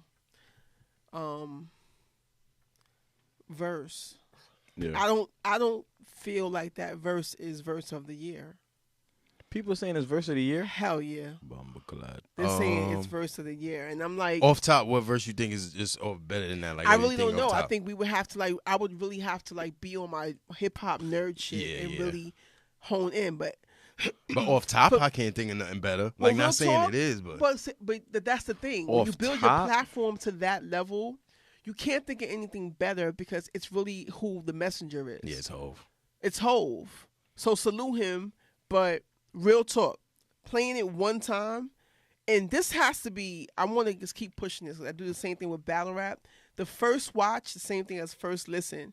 It's a distinctive listen, so it's not any time to have it, to have it settled. And I feel like a lot of people are voicing their opinions based on probably hearing it a million times, but I heard the song one time and then I made a post saying that, dare I say it's okay, because I felt like even though the world is giving it this impact, it didn't have a crazy impact like that to me. Now, what I would give to him kudos for, which I think he's fronting on, is that's phenomenal if he didn't, if he freestyled that entire verse. Yeah, No, he incredible. don't freestyle. Did he? He They just said he don't write it freestyled. down. Nah, he just don't write it down.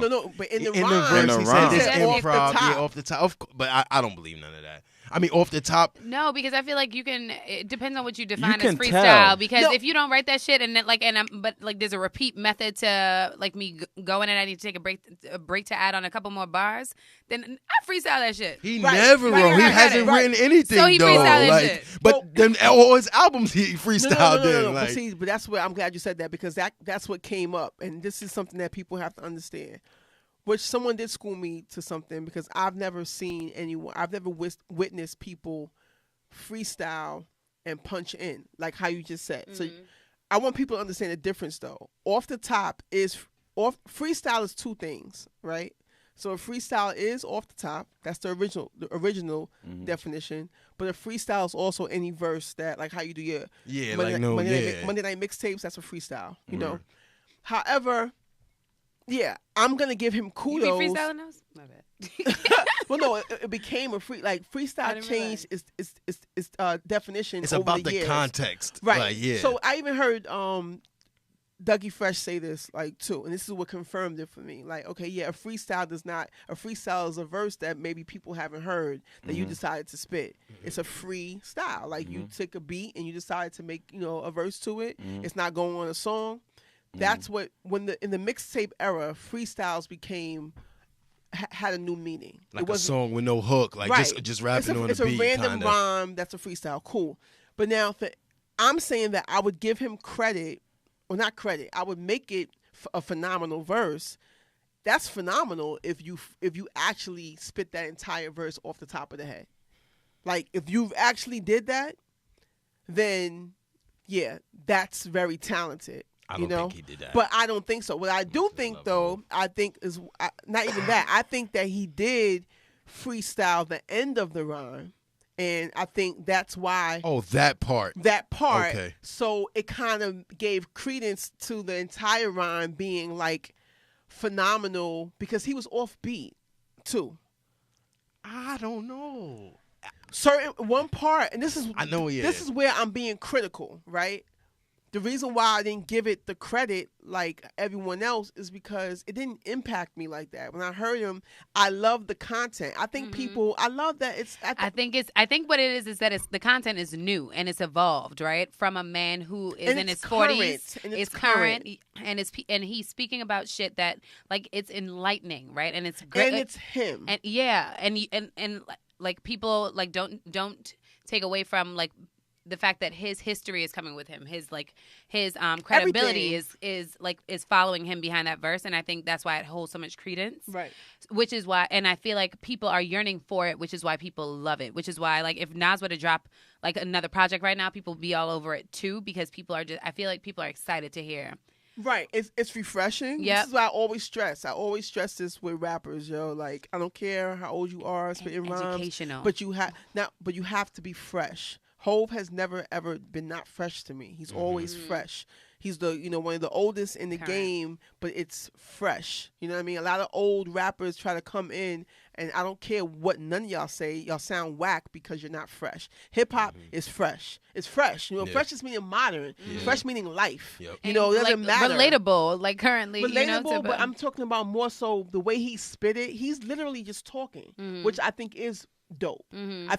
I think as a rapper, you're supposed to evolve to a point where you can actually spit a verse and just literally be talking. Like a lot of times, like that's what I would want to do. I would want to just be, because me personally too, I don't write rhymes. That became a thing. But for me personally, I stopped writing rhymes for me because when I was started rapping, I would read my rhymes. Like when I was like 13, I was like, this is whack. Reading it. So I'm like, you know what? It became a mental thing. Like, you know what? I'm not gonna write any more rhymes. I'm just going to keep spitting. I'm writing my head.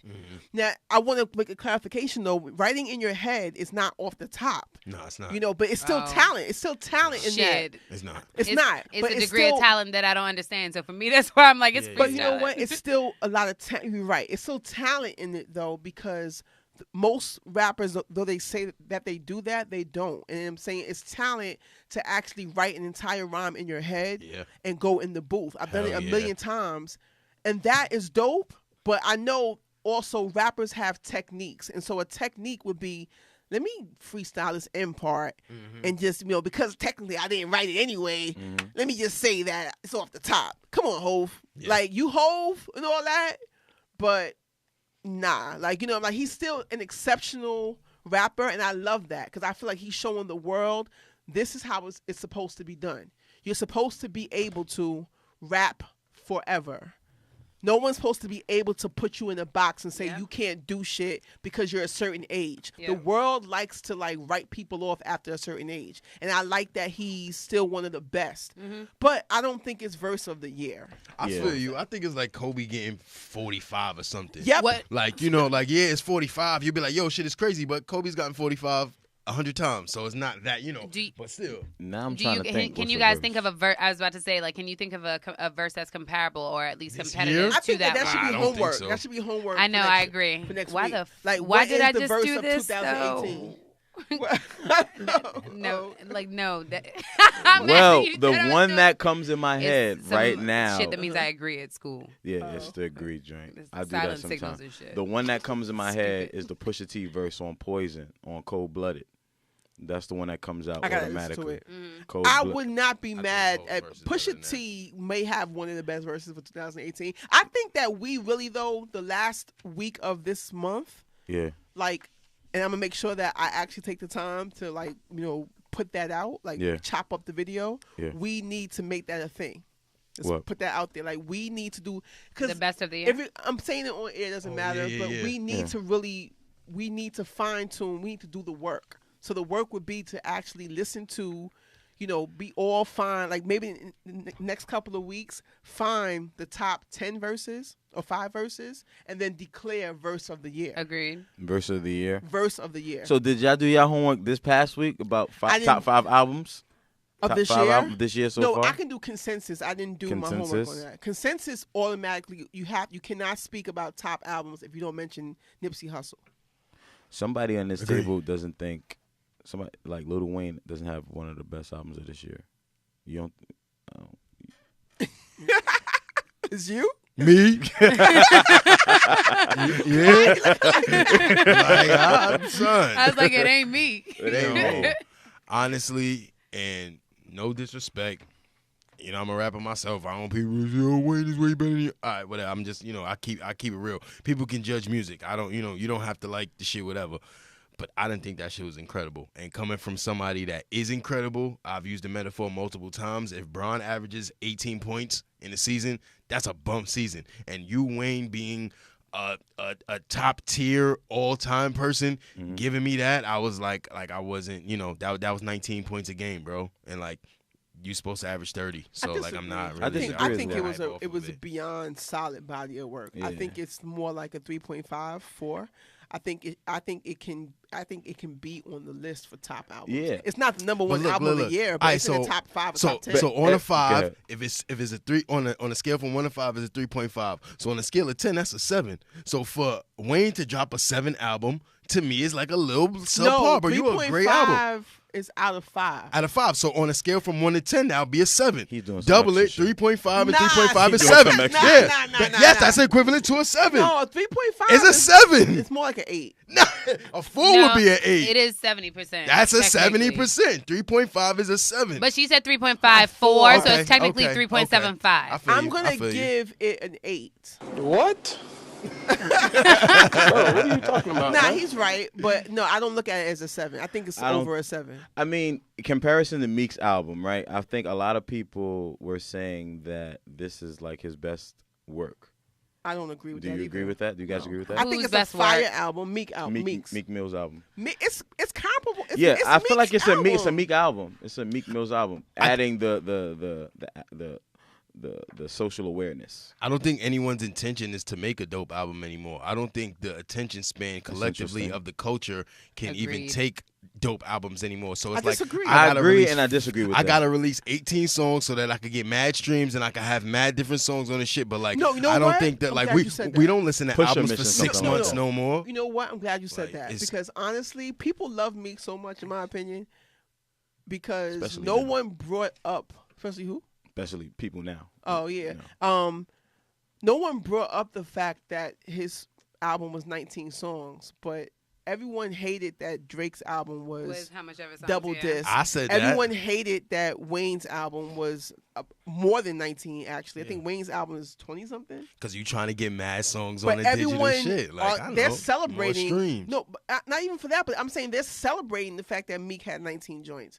I feel like everyone else got bashed. Nicki got bashed too. Nicki had 17 joints. But I feel like people bashed like the first folks who do it, and then like they get over it eventually when they recognize it's part of a new normal. Not only that, I think that he's the game's favorite right now. Like, right now, all ages love him. They're championing him, and I feel like I'm not saying, I'm just making a note of that everyone hated everyone else for having, you know, a 90s track list. You know what I'm saying? But Meek had a 90s track. I'm calling 90s because it had over 50, you know, that many records. Because most people are putting out 10 song albums, you know what I mean? Or less. He put out 19, and everyone's like, they were just so hyped off of the features.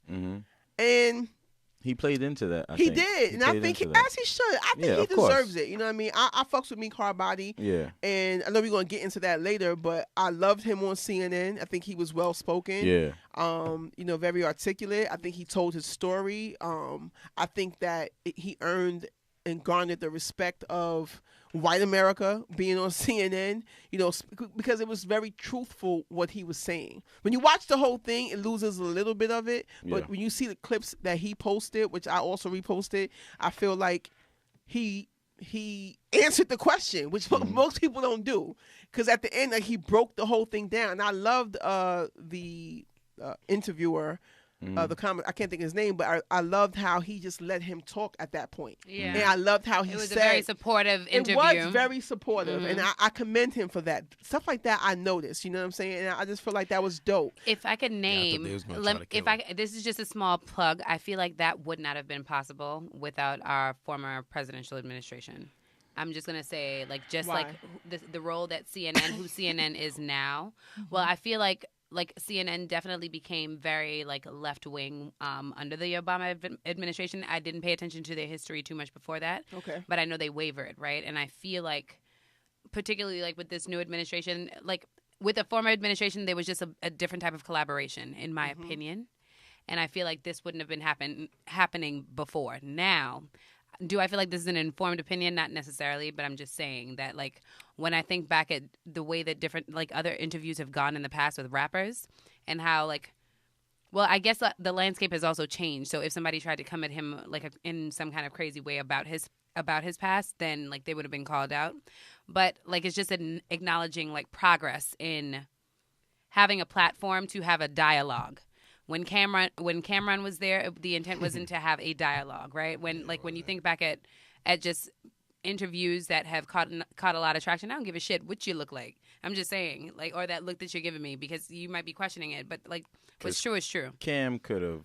Okay. What's true is true. Nah, someone was trying to attack Cam, bro. I get it, that was a but setup. I feel like he could have, you know, conducted himself a bit. I loved it. You mad? Nah. He was ignorant, but I loved it. He was ignorant, but I loved it. He was extremely ignorant, Bill, I get it. Fucking fuckface. What's his name? Yeah, word. He was a fucking total dickhead. In my best Philly accent, dickhead. Yeah, I was just like, what? That's how they say it, dickhead. He was a real dick. Like, what's his name? I want to say Bill O'Reilly. He's a dickhead, yo. He's a dick. And Cameron was just a dick right back. So. You wrote that piece for the New York Times. So this is from. Not only did I read. Okay. What's the guy's name? Though? I want to give him some props. Mike, the interviewer. Yeah. Shout out to him, because I thought it was a setup. When I first seen Meek Mill on CNN, I was like, yo, they setting my son up, man. Nah, I actually thought it was Michael Schmerkanish. Yeah.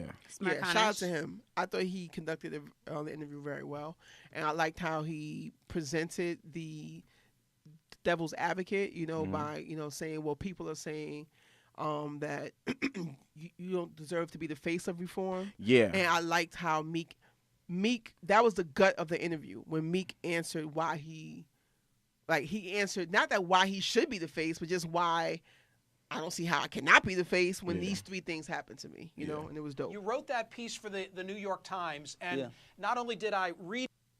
Yeah, we having technical difficulties, but in synopsis of it, like you guys were saying, to add on to that, like he did very well. I was proud. Very proud. I was very proud. Word, shout out to Meek for that. Shout out to Meek. Let me do the round of applause. Let me do the due diligence. Word up. Yes, clap it up. Shout out to Meek Mill for that. And shout out to a lot of y'all Philly dickheads that was like, I listened to the album and he was right. A lot of y'all did not stand tall, and I remember like standing tall for him, because, you know, I went to school in Philly, so I have a connection to Philly. What school did you go to? TTU, motherfucker. Oh shit! Where my sister was at Temple. Where I went to Temple, and I was reaching out to Philly people like, yo, why you not supporting Meek right now? I'm talking about in the midst of the whole Drake beef. Philly was not holding him down, in my opinion, the way that they should have been. Like, no way Drake should have been able to even go to Philly. Toronto was holding Drake down all the way. And not to segue, but that's also my new name, Tanya Tangential. I tend to go off on tangents. Tanya Tangential. But yeah, not to to go off even with that, like with Pusha being attacked or thrown bare. That's what the fuck you supposed to do. Like, what the hell?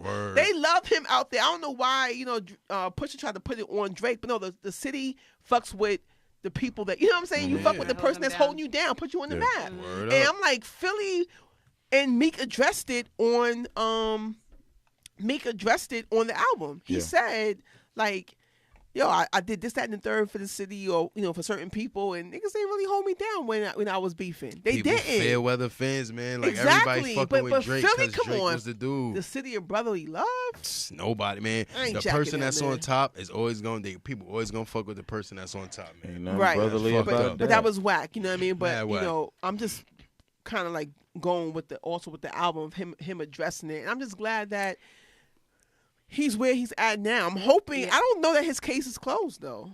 It didn't seem like it. It didn't seem like That's it. why he's fighting. So, still. I felt that like an emotional connection to the album. I don't remember. I can't peg the titles to all the songs right now, but there was a song where he like went in about like how he felt with a black woman who was behind like him going to jail and stuff like that. And I don't know, like what I appreciated is the fact that he showed his contradictions on this album. Now, I have not listened to like Meek Mill's other albums in full, so I can't compare it. But Oodles and Noodles? I like that one. That's probably one of my favorite songs on the album. Yeah. Honestly, when I first heard it, I got to listen to it again. When I first heard it, I was like, this is the lead joint. I don't know. I love the intro. Well, you mean But I was sidebar. I was intro very was- disappointed when I found out that the judge was a black woman. Oh, Yeah. I was heartbroken. But did you hear? You didn't hear the controversy about it, like even as he was going through it. She's retarded. Yeah, like I Sorry. was disappointed. I was extremely disappointed as well. I was disappointed. Extremely I spoke disappointed. about that. I was very, very vocal about that. I was very disappointed when I found out, and then to find out too that she was trying to like do some blackmail shit, Yeah. like And- do a With song. With Yeah. Boys to Men and shit, the fuck right? outta Yeah, here. hell yeah. I really want to just call her like out her Yeah, fucking name, like you Yeah. played yourself. What You're is a her clown. name? She's a clown. She's a clown, man. Clown for that And shit. I feel bad because I hate like putting black women on the spot. But really, girl, Nah. like, why would Bullshit you is do that? bullshit. You like Bullshit you is could be bullshit. bullshit like no matter who you are. Agreed. And but I- still. Janice Brinkley. Yeah. For real. She gets clown of Yeah. the day. She gets clown of the day. Yes. They said she took him into another room, like removed him from the courtroom, tried to put him in a private room, like, yo, I'll let you go if you do this feature with Boys to Men. Like, yo, come on. She gets one of these. You cannot give me any advice. For real. No, give her another one. She gets a Yes. bumper clock. Give her You a bumper cannot clock. give me any advice. You cannot give bumbuckler. Yes, get her out of here. So I actually have the Terrible. video up, so I'm gonna see if it'll play real quick on the interview. Joins me now. Meek, all I wanted was a new Mercedes. Yeah, how you doing, man? Nice to meet you. Thanks for having me. So the words in that video for the New York Times, that we have an unfair system, I get it. Yeah, but that it's all part of a grand design, I'm not seeing. Yeah, my vision of it is I see that some of these statutes and laws are basically targeted towards a certain group of people where we are like trapped inside of a system that's extremely hard up for us to get out and control. I don't know who made it. I don't know who responsible it became. Many years before me, I was born into this system, into this lifestyle, and I don't feel like anybody is addressing it to try to help fix things. It's a lot of things in the system that clearly don't make sense to the world, but it's going on today, and it's keeping many young black men caught up in the system without even committing crime. Are you able to square that with the fact that the judge with whom you've had so many run-ins recently is herself African American? Yeah, I ain't even blaming on like Caucasian African American. I think it's actually a mindset of actually self-hate. I don't think it's really a thing of a certain color, but it's designed to keep people like myself and the culture I come from. You could be white and come from where I come from and born in these conditions and still get caught up in the same design. Do you see President Trump as an ally in the cause for criminal justice reform? No. I'm not a politician, but I feel like anything that a president does to fix laws and statutes that don't make any sense and are unfair to American people is the right thing to do for anybody to do. Yeah, he can do that. Yeah. So, I mean, it goes for 11 minutes. 7 more minutes. I was going to say the guts of it is towards the end. Yeah. But for the most part, I just love to see that hip-hop was represented well on CNN because very seldom you see that. You understand? So I can appreciate that. And I was just actually, it was a breath of fresh air, given the fact that he was on that platform. You know what I'm saying? So shout out to Meek Mill for that. Does CNN pump some right-wing stuff? Like, you know what I'm saying? Like, of course. I've seen a lot of right-wing stuff being pumped on CNN. Of course they do, but I feel like at one point in time they were more right-wing than they were more conservative, so and I feel there's been a bit of a shift. No, there's been a shift. More so to the left. Most of the black women, but I feel like that can be attributed to the previous administration. Politics, like what's her name? Maxine Waters. Not Maxine Waters. Even though I've lost some kind of thing with her as well, but the girl who co-signs Charlamagne all the time. What's her name? Rachel Maddow? No. I don't know. The black girl. Oh, the black girl. Yeah. I don't know. CNN has been putting on a bunch of black women that are putting on. They're putting on, and I feel like shout out to CNN. I mean, I like that. I like this aspect, but also I was watching MSNBC and they were quoting his album, some of the things he was saying, and I was just like, what? Why are they doing it, and why are they quoting it in that way? But they were actually trying to similar to the question he just asked him. Angela Rye. There we go. Yeah. And they were actually trying to correlate it to Donald Trump and his take on jail reform. So it was kind of interesting. But again, I just love the fact that hip hop has made a presence on these platforms, such as CNN and MSNBC. But I brought up that CNN kind of being a bit right wingish, if that makes any sense to say. It's dope that Meek got the platform, and we're celebrating him to say, yo, hip hop has gotten to that point. But we kind of killed Kanye for going to the White House, and I was kind of like right, wrong, or indifferent. Even if you're using him to coon, I think it still speaks volumes to the culture that we're now allowed to even be able to get there. And it was cooning, I agree, but I think it still says that some progress has been made for us to be able to get there. I don't know. Just to be on the record, I didn't think it was cooning. True. But I think that goes into the same. Everybody black Kanye Obama. had the opportunity. He Trump called is only him doing that shit because Trump is only doing it because he said that it worked for the previous administration. He really don't give a shit. I can see like that. He doesn't have no actual agenda that too. I haven't seen this man trying to buy these people into a prison reform agenda. Like what? Like he doesn't get any credit. So Him nor Kanye gets credit for that shit. So you think CNN is like genuinely like they really care? Or no, I feel like it's dialogue. I feel criminal like justice reform. Yeah, I think it's the same shit. I don't give a fuck what they care about. To be honest, yeah, I feel like if it doesn't impact people, they don't give a fuck about it. Period. Right. I feel like what I appreciate is that this dude had an agenda, and I don't know if it's his camp that reached out to CNN or CNN that reached out to his camp. However it was, they gave him a platform and they allowed him the opportunity to say something, and that's different from what the fuck has happened before. I don't think that they get they don't get a gold star for doing that shit. They don't get an Emmy or whatever the fuck news channels get. I'm just happy that there's small progress where people can talk. Back in the day, they were trying to silence Kwame Ture for speaking. Come on, man. Sorry. They don't get a gold star. But again, I'm still gonna, if we don't give the props to CNN, I'm gonna give the props to the interviewer. I felt like I liked how he gave the interview, and I like how he gave him he gave him great questions. He allowed him to speak and get his point across. And he even kind of like you said, it was just more supportive. It was a supportive interview. He wasn't there to bash, to shut him down. Shut him down. Previously, folks, that's what they got commended for. Y'all watch Law and Order, where the defense attorney, whomever it is, they're always ready for a rebuttal. Like they might ask you a question, right? And be very aggressive with it in the response, because they know that if you have enough time to give, like if you have enough time to provide a decent response, and like what you say have substance, that's normally how these types of interviews have played themselves out. Right. Like it's like, yeah, let's bring them up here, but let's bring them up here to humiliate them.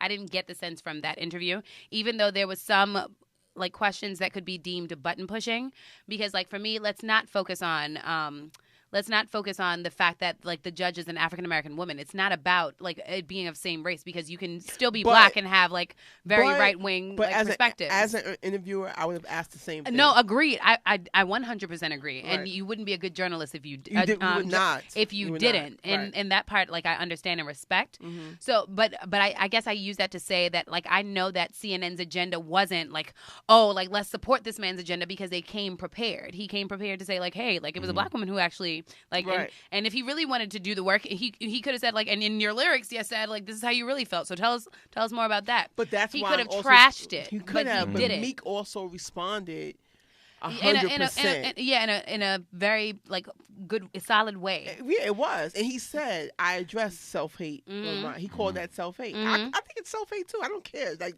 I agree. Self-hate. And he was very honest in it, which was very refreshing. He was very honest. This thing about it being self-hate, I don't think the Percocet thing too. Yeah, definitely. I didn't see the full interview, so I didn't even see that. He said that was one of the reasons too, because he was also sent back to jail for being addicted to Percocets. And he was like, I wasn't sent to rehab. Mm-hmm. That spoke volumes to me, especially since with this whole opioid crisis that they're calling, you know, and how, now, white criminals or who are addicts deserve rehab. Yep. But he's saying that. Yep. So that played to that too. Yep. Like that was very smart too. Like even though it was real and it was true, it was like, okay, yeah, you calling the opioid crisis. Well, I was addicted to Percocets. Yep. And guess what? I was sent to jail for being addicted to Percocets. And if I were white, I might not have been. Like, I would have gotten another. I would have been sent to rehab. Yeah. That's why, it's like, okay, it's on point. I appreciated it. Like, and naturally, like, as a critic or somebody looking, like some of the clips, I was just like, damn, I wish he had, like, stats to support it. But I think that's just from the education, coming from a background of being in the field of education. Mm-hmm. Let me not overstep, but I think he did a solid job.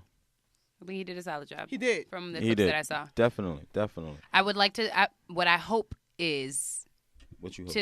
Like that this persists, right? Mm-hmm. And that like it's just not something that we're speaking about now that we're releasing an album. But that's what I'm saying. No, he's been doing it for the past 6 months. Actually, he also been working on his album for the past 6 months. Well, no, I'm saying, but he's still facing a case. The case is open. It is kind of coincidental. Hear me out. Like here's what I just said about who the hell were we talking about earlier 50? With their case? No, the Kareem Hunt. Yeah.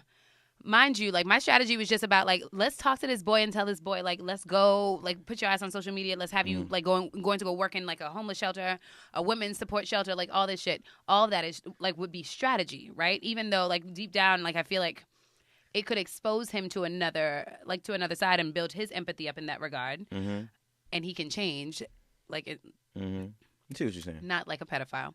I'm sorry, I just wanted to draw the connection to the last let point. him know. But I'm saying like I don't. Even though we're proud with Meek Mill at this moment, it could also be strategy. You know what I mean? And if it dies down after the fact, I'll be disappointed. But you know what? I don't think it's gonna. It hasn't. He's been doing this for over a year. This is not. He hasn't been working on the album for over a year. He's actually been in jail. He's actually everything he said is real. That's why it came off 100% genuine, because it's real. Mm-hmm. Also, the case is not closed. Mm-hmm. And if it is strategy, I'm not mad at that. Yeah. Because as you should.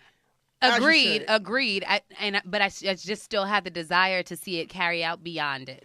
You know what I mean? You know what I'm saying? Because I feel like his voice behind it, his support behind it would make it ever present. Well, guess what? I don't think it's. I don't gather for a second that it's temporary. It's not. And that's real. I think he genuinely, because when he was in jail this last time, he even said it in the interview and before that, right? I met these different guys in jail that are in jail because they couldn't pay $100 bullshit. Mm-hmm. All this is real. I don't think it's not the strategy, yo. But I'm not mad at strategy. Mm-hmm. Keep your ass out of jail. Again, I'm not mad at the strategy. I think it's genuine, when though. you have I don't want to. I feel like I'm putting a damper behind like this thing by questioning it, and I'm not questioning it. I'm just saying that I feel like hip hop artists have so much, or people in pop culture just have so much influence, and I don't necessarily always know if they know. No, because I feel like different people have stood behind causes. Has done this? Different rappers have stood behind causes. I mean, particularly this is a big issue. Prison reform? Yes. Now, like, I feel like if Tupac were still alive, he would be, like, because I feel like he spoke about prison. That, and it's hypothetical, but I'm saying, like, he was still behind the topic of prison. Like, he still spoke about prison reform, right? And we saw him speak about it when he was in prison. We saw him speak about, like, socially political shit while he was in prison, and he might have rapped about it like on his album for a second, but then the hype died down, and he was so influential. He's still so influential to this day. Well, see, you know what I mean? This is what I'm saying. Where I'm saying I can agree where it could be strategy, but I think it's smart because the case, he's not in the clear. So if your case being open is going to keep you riding for prison reform, then by all means. For sure. That's what I'm saying. For sure, but that's if that continues to be a part of your plan. Like I hear, like it might be a part. He might intend for it to be a part of his plan up until the time that the case closed. But if the case closes at the end of the year, and I don't see him talking about that shit next year, but you know why it's bigger than that for him? Because he's been on probation for 20 years. That's nice. A whole rack of people have. Exactly, but that's part of the problem. Why am I on probation for a crime I committed 20 years ago? I agree. Meek? I don't disagree with. Yeah. Wait, what? How old is he?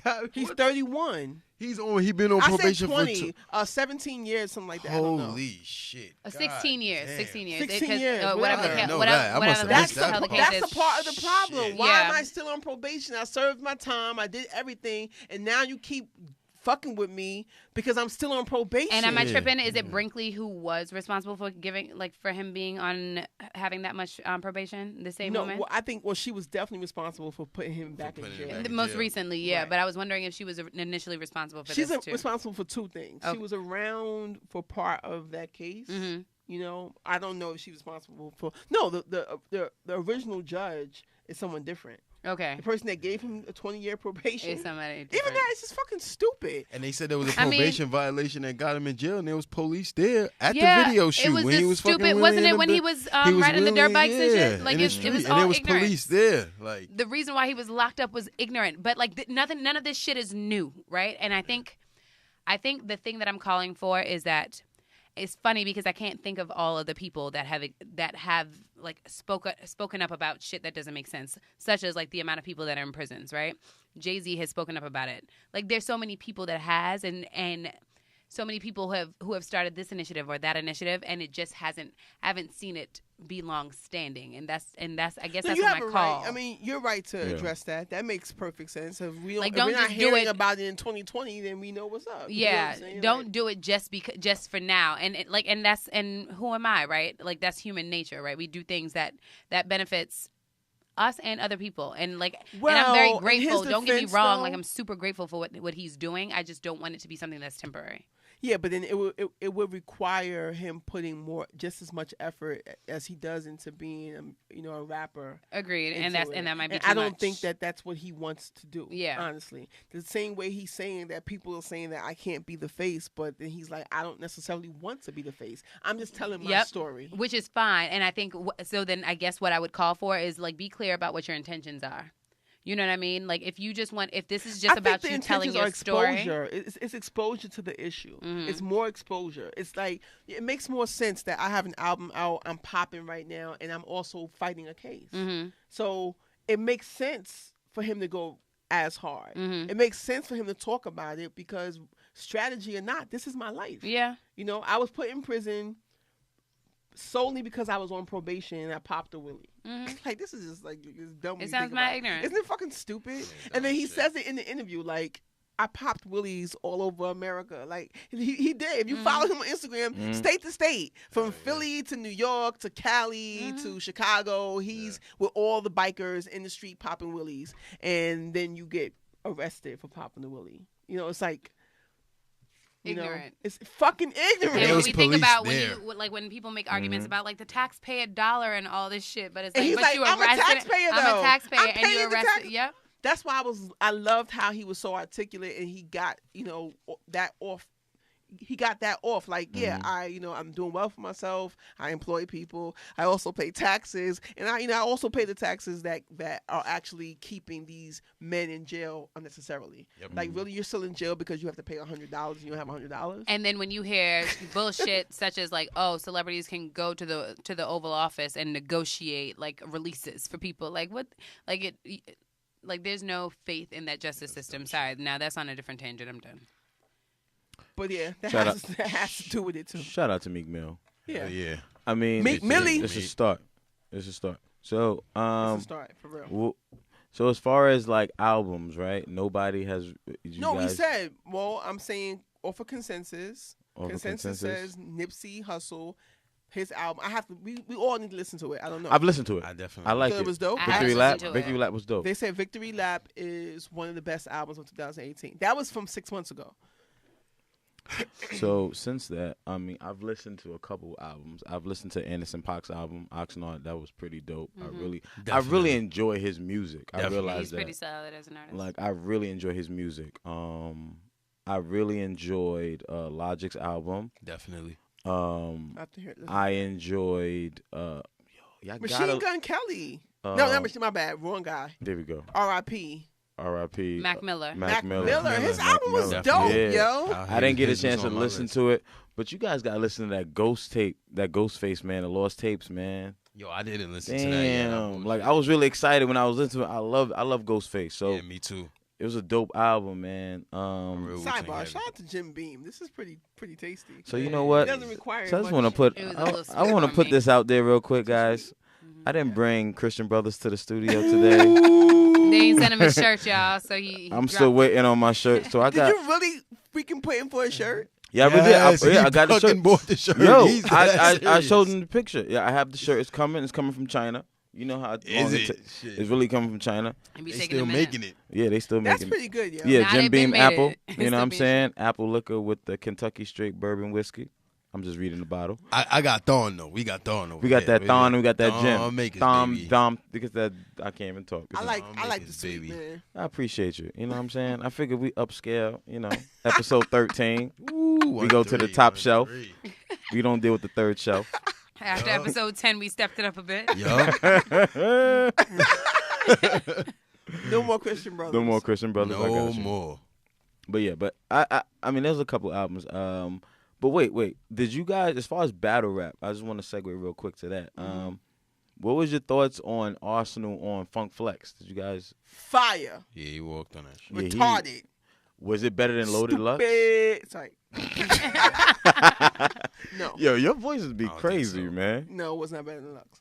I don't think so. You don't think so? Hell Lux is very good at rapping. Like I don't He's think very he good. gets his fucking credit. Like the complexity of his rhymes, like people, it's real like topical punchlines. You know what Yeah. I'm saying? Like get 1, 2, 3, that kind of, and it's good. Like Arsenal, and I'm not trying to play Arsenal at all, but Lux is very good. Like Lux is a master of putting words together and rapping. Yeah, so Lux is dope. I think Lux was a little bit, but Arsenal fucking had that shit.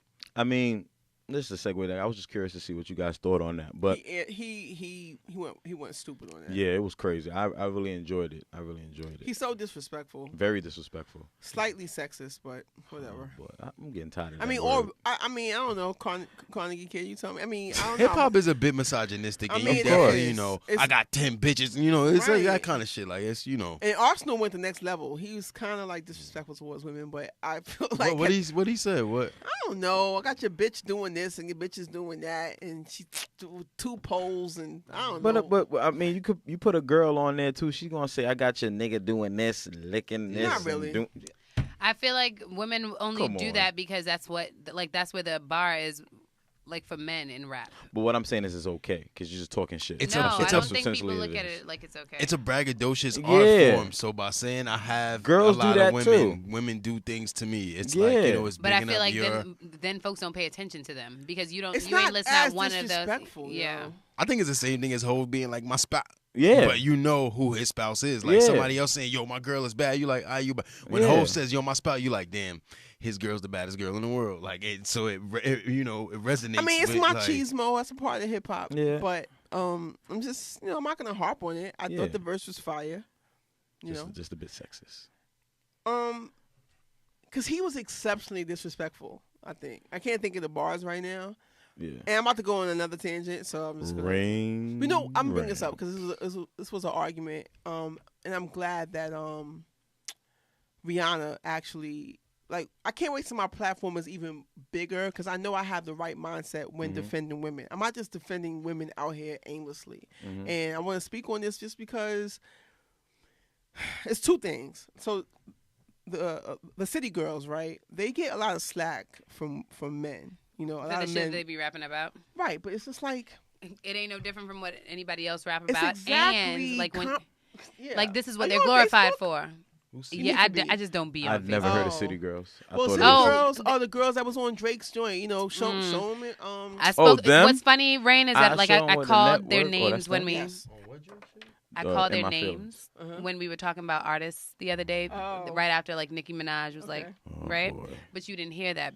I'm just saying that's another way of like not paying attention to the other artists who are out there. They were just on Breakfast Club. They had a big interview on Breakfast Club. One of them has been in the news. One is in jail, and this is the whole thing where I'm speaking to this, right? And this is why I'm bringing up the sexism. The industry, I don't care who gets mad. The industry is dominated by uneducated, delinquent, ghetto black men. Sorry, it's just the bottom line.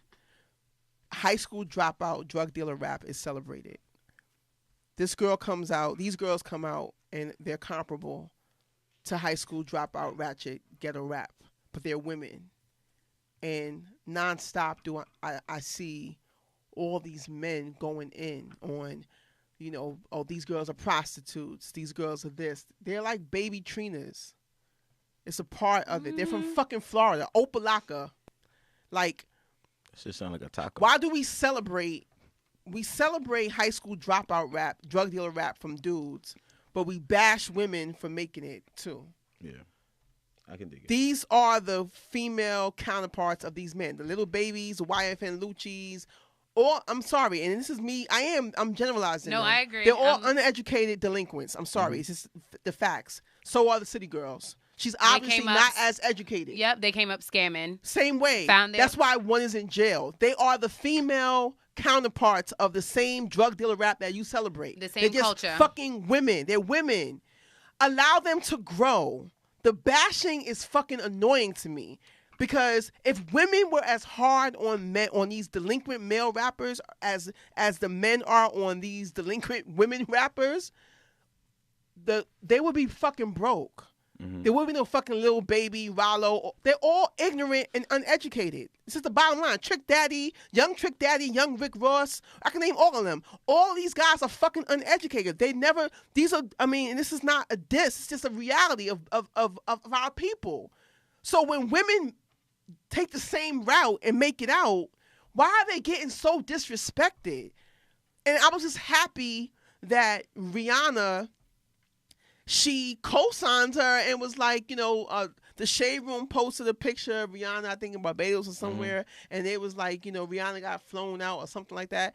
And Young Miami from the City Girl, she was like flued out. Period. Remember, she's the girl who said flued out. And Rihanna said, you know, flued out. Period. And I was happy because that's what I've been doing for her too. Boss chick shit. Let's stand up for women. You know, it's not glorifying being uneducated. It's no, this young woman, she broke through, she's making money. No, she's not the most, she got her diploma. It's like all these ignorant ass dudes, and some of these dudes don't even have a fucking diploma. They're fucking dropouts. But we're not bashing them. They get into the bag, but we're bashing the women. Oh, she's a prostitute. She's a dumb bitch. All the stuff I'm reading on my timeline, like, oh, she's doing this.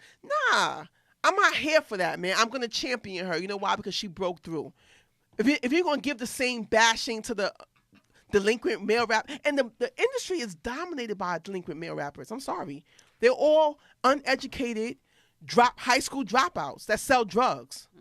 I can agree with that. Yeah, like, come on, son. I don't fuck with them. Like, them if I feel like you can't read on the level, and I don't want to call nobody out specifically because you know how that is. But there's a lot of artists where like I'm not too confident you can read on the level, so I'm not really interested in the songs that you make. No matter how catchy it is, I don't really fuck with you, bro. I don't want to call nobody out, but y'all know who the fuck I'm talking about. The culture loves that shit. They celebrate love it. that shit. The industry exploits it, and in my personal opinion, these girls are being exploited, even by their labels. No disrespect, their labels are marketing the ratchet shit. I'm not even mad at that. But I know that she's receiving a lot of backlash, and it's mainly from men. Women as well. Women are calling her all types of stupid.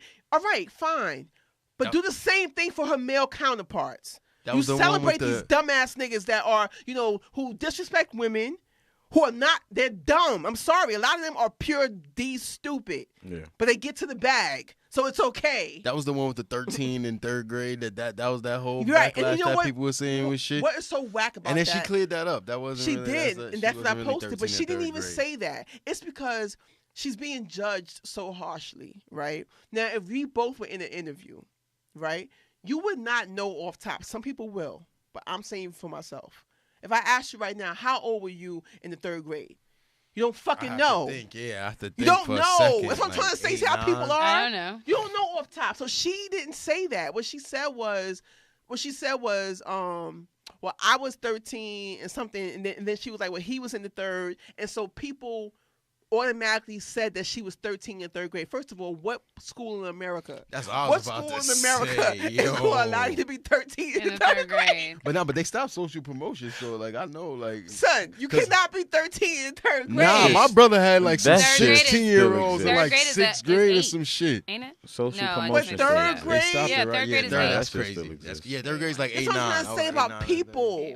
Like, stop with the judging. And then a lot of y'all are judging. And they judge women much more harshly. So much, and I hate it. Because people weren't going in about Floyd Mayweather and his inability to niggas roasted Floyd. Come on. Not to the same degree. People started blaming that shit on how many hits he got to the head. Nah, he dropped out of school in like roasted. 6th grade. He roasted the shit out of Floyd. He got roasted in his fucking late 30s, 40s. She's 23 years old. But that's when it came out. out. Let her grow up. But that's my point. So what? He's been a dumbass his whole entire life. A lot of people used to get on Beyonce too for her inability to be articulate. That's true. At one right. point. And sometimes real talk, I can even say for myself, in my blogs, people are getting at me talking about I have a lisp. I don't have a fucking lisp. I do have, a big tongue or whatever, but I don't think like this. Like these dudes constantly come at me. Like, oh, I don't have a fucking lisp. What the fuck does that have to do with why does any of that matter? Why does any of that matter?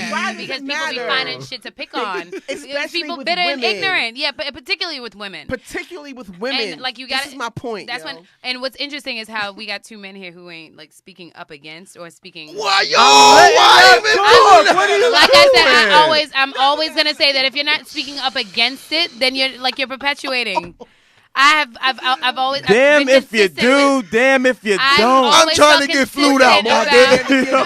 You're more dead. I've always been consistent about how I felt about that shit. If you're not speaking up against it, notice and just hear me out. Y'all ain't got nothing to say when we're talking about this shit. No, I'm co-signed. We just co-signed all of it. I'm saying this whole bullshit. It's not enough.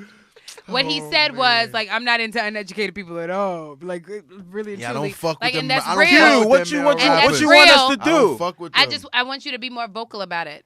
We're letting you talk. It's not about letting us talk. We know, I know how I feel about it. Against it. We fuck. All right. We are against it. I will say this. Against some what? men have jumped out to defend. But in my particular experience, I feel like, I engage more on Facebook, and a lot of times, so a couple of dudes have said like, you're right.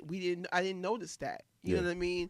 And particularly this one guy, particularly because he's from Florida, he knows the situation of Florida, and he was like, well, she's from this particular school area. districts is probably some shit. It's shitty. Rinky dinky as That's fuck. That's why I keep telling these guys. Trick Daddy. How fucking educated? That man is not educated at all. When you listen to that man a speak, young Trick Daddy, a 24-year-old Trick Daddy. When you listen to him now, because Homeboy is now on Love and Hip Hop, and I didn't realize that he was as. I was like, oh, he's different. His face looked like they melted. Like it back he was together. like he was on some real. He has lupus. No, but like his face ain't got that. Ain't no lupus shit. That looked like that was some form of meth shit. Okay, now I don't feel bad now. He's sick. You know, he's sick. Okay, so I feel bad again. Some sickness. I guess. Okay, I feel bad. So I take back the melted comment. I'm just saying, as far as education, yeah, I just can't respect so many men going so hard on these young women who are equal to the men that are doing the same thing. Well, I don't see them. I don't see the men bashing like how he's saying he don't fuck with them at all. Yeah, it's not a majority of men that's saying that. I don't fuck with them at all either. I can't fuck with them non-reading, non-writing. I don't fuck with them at all.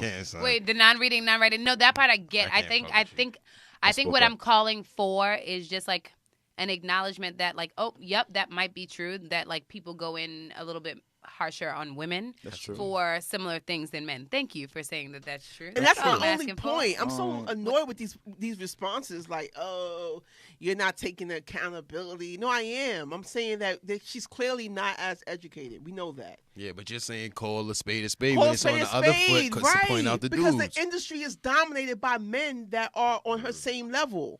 Yeah, Kodak Black. See, I said I wasn't gonna say nobody's name, but I thought of him too. I mean, come on. He sound like Kodak, he can't read. Yeah. I don't think he could read and write on the level. Keep it funk, like, and no disrespect to the son, but Extreme I don't feel like you can read or write on the level. So I'm not really interested in hearing some raps that you wrote because I'm looking for clever. He dropped out in junior high school. Probably. Okay, so yeah, I'm not really. He sound like he dropped out in 3rd grade. What's crazy? This is and how I that be doesn't feeling about necessarily this mean shit. educated. Sorry, not to jump in, but because you didn't go to school doesn't necessarily mean you're not educated. Because I know some people that no, have but basic out, grammar kind of like I don't judge that. And this is what I'm saying too, where sometimes men get they don't get bashed because sometimes with money, the assumption is too, your worldly experience kind of like supplements for your school education. Mm-hmm. Yeah, I do. Like, you're right. It doesn't matter if you. Yeah. But when I'm saying basic education, high school education, it teaches you basic grammar, just basic shit. But like flued out. We know damn well flued out. I just found out about flued out today. Like flued out is. I'm quite sure funny. She ain't the only. I'm quite sure Kodak been saying flued out before. Because for real, language is something. I don't mean to like go off on these tangents, but there was something that I was reading the other day, and I wish I'm not ranting, but there was something that I was reading the other day that where it speaks about like how language is something that was forced upon us, and how we criticize one another when it is that we all haven't conformed to the same language, when the reality is like we've all come from different places. Mm-hmm. So I hear that because I felt that at some point in time. Like, if your ass don't know the difference between there and there, we ain't got nothing to talk about. Mm-hmm. But I realized how ignorant that was, and then it leads me back to like W.E.B. Du Bois. Like his theory about the talented 10th, mm-hmm. and just like what my responsibility is in just being a little bit more knowledgeable about that type of stuff, because like your inability to use like the King's English doesn't necessarily mean that you don't have like a validating perspective. You know what I mean? And I feel like people are taking away from her story and like her like what like the contribution that she just has to the like just the culture and just being able to make her stamp on being like a woman rapper in this industry. Particularly though women, mm-hmm. because I but women are being just as hateful as the men are, making fun of her. Because we're mad harsh. We are, but you don't understand the freedom in a young woman being able to say, okay, well, I lost my virginity at 13. She said it freely. Yep. There's freedom in that. Yep. And you're judging her for her real life, like because when there's so many other people out there, when there's so many people other people out there who share like a very similar experience. Exactly. But it's ignorance, and I think and I don't mean to like use the word. It's judgment, right. and that's why like it's very important to try and find some grounding, because like you gotta learn how to be like to find and keep footing in this world where people have so many different opinions, because the reality is like nobody here was born with a fucking book, right? And we criticize people for doing things that are different from us. I don't know. Like, I can go off on a tangent about this, and I get so disappointed when it's like people of color, especially those that are educated, because we're supposed to be the ones who's like challenging it and saying like, let's not judge each other off of that dumb shit. And that's why I don't want nobody coming to me off no Christian shit, because from the moment that you're judging, you don't have shit to say to me. Right. From the moment that you are casting a judgment on me, you have nothing to say to me. I'm not a judgmental person. I might have an opinion about something that you're doing, but I know that I ain't shit neither. You know what I mean? Right. And like, if you're not coming to me with that perspective, like I sit down here and I call y'all out, but I know I'm not shit. I know I'm bigoted in my own ways. You know what I mean? Like, there are things that I do that perpetuates the same type of bullshit. And I think you just called me out. Sorry. I mean, but I'm gonna call you out, and I'm gonna be okay with being called out too. Amen. And like that's that's the real deal. And I feel like once you see, I don't know, but I don't know. I completely completely get what you're saying, but but this is why like there's a call to like people speaking up against it, because like look at what we're judging, like not even the content of what the fuck she's saying. Not even the content of what she's saying, when historically, like communities of color have not had access to like the same level of education, and the whole purpose of education is to teach you common language. Yeah. Teach you to use the same language that the rest of the world is using. So to be judged off of that and just not your ability to like provide a critical analysis of that's fucked up. Or not your ability to make it out. Or even that. To break through. I had a fucking professor. It's hard to do. I had a professor. Shout out to Major Coleman. He at Penn State. I think he's now at New Paltz, and he used to say some ignorant shit, and he used to be like, like a black person who makes it into my class, they get an automatic A. And this is not verbatim, so like if any of his students happen to be listening to this, like go ask him for his fucking quote, because I don't remember verbatim, but how I took it was, he automatically wanted to give black people who made it to his class an A, because he's like, do you know how much that black kid had to go through to fucking get here, and be in my class, and like so they automatically have an A, because that's the definition of meritocracy, right? Like being born into a world where like everything counted against you, but you made it here, and you're still working to get the fuck out. Sidebar, I wish most black people thought like that. I know, but he's like a super black guy. He's like he has a Juris Doc. He's a pastor, all types of shit. Like Amen. He has a PhD. He's pretty dope. Major Coleman, look him up and look up his research, but whatever. But like I always I remember that. I forgot why I went to that point. I was wondering. You see how you diminish the value in the things that no, I say. I wasn't. I actually wasn't. If you were I'm just being a smart ass. Don't but fuck with me, because I'm ready. I'm ready too. Shots fired. Come on. I'll be ready. I got you right now. If you want to play these games, I will victimize the shit out of that No, circumstance. you won't. Don't play with me. No, you won't. Is it because I'm female that you are like diminishing the shit that I'm saying? You don't want me to go there. You stop playing. What I don't like what we do in this situation is how, and even I'm a little bit guilty of it myself, is how culturally, I don't know how to say, if you speak Ebonics or you don't speak proper English, coming from the black sense of it, that kind of puts a ceiling on how successful you can be. Yep. When in our society, Asian Americans or some Hispanic Americans have the same linguistic limitations, but they don't have that same. I know some. No, CEOs, that's not true. That's not true, because Americans are big. Americans are big to telling Americans, whether black or white, are big for saying to a Hispanic person like speak English, and that in itself is like a very fucked up prejudice statement. Because it's like nigga, I got an accent. What the fuck do you mean? Like I'm trying my best to speak English. But I still know some Asian Americans that are CEOs that cannot speak English. I don't want to say, but to the best of, someone's ability. And if a black person were to be in the same position, I don't think there are some black CEOs that don't, that are speaking Ebonics and, a lesson. And what I will say is that there's a ceiling on us and not a ceiling on some other naturally, culture. but there's so many other factors that have to be considered. Yeah. There's so many other factors that have to be considered, because like history supports all of that, right? I mean, to bring Rick Ross? Yes, to bring it back full circle, though, as far as what you were saying, Q, as far as men speaking up or talking against it, I just think we have to act upon that, right? Instead of just talking the talk, we have to actually walk the walk as well with you guys. Which is what she's saying. Yeah, so I'm just saying, like, I'm agreeing with you. Oh, that's great to hear, McCray. I'm happy to hear you have a stance on this circumstance. I never your daughter, when she is born, she will be proud. She will be. And she will be. And she will. She will be a queen. She'll be a queen. And this the whole thing is. I agree with that. I just think that as far as the double standard that's held in society, it's something that men, which you guys brought light to, we have power in that. we actually have the power to change, to relinquish to make it right? change. And I understand that. When I'm saying this, I'm thinking about my nieces. I'm thinking about the young girls that I teach and I coach, and all those variables. So I understand that. You know what I'm saying? So it's just a matter of. But it's like, how do you? What he said from before, which is acknowledging that you benefit from sexism. Yeah, definitely. We spoke about that a couple episodes ago. That's what I'm bringing it to that, but I don't think most men even are at that level yet. The first step is to acknowledge that you as a man benefit from sexism. But it's something that's on a wide scale. Like, I feel like that's something that needs to be done with by all men. White, men. Black, Asian, doesn't matter. In that role of influence.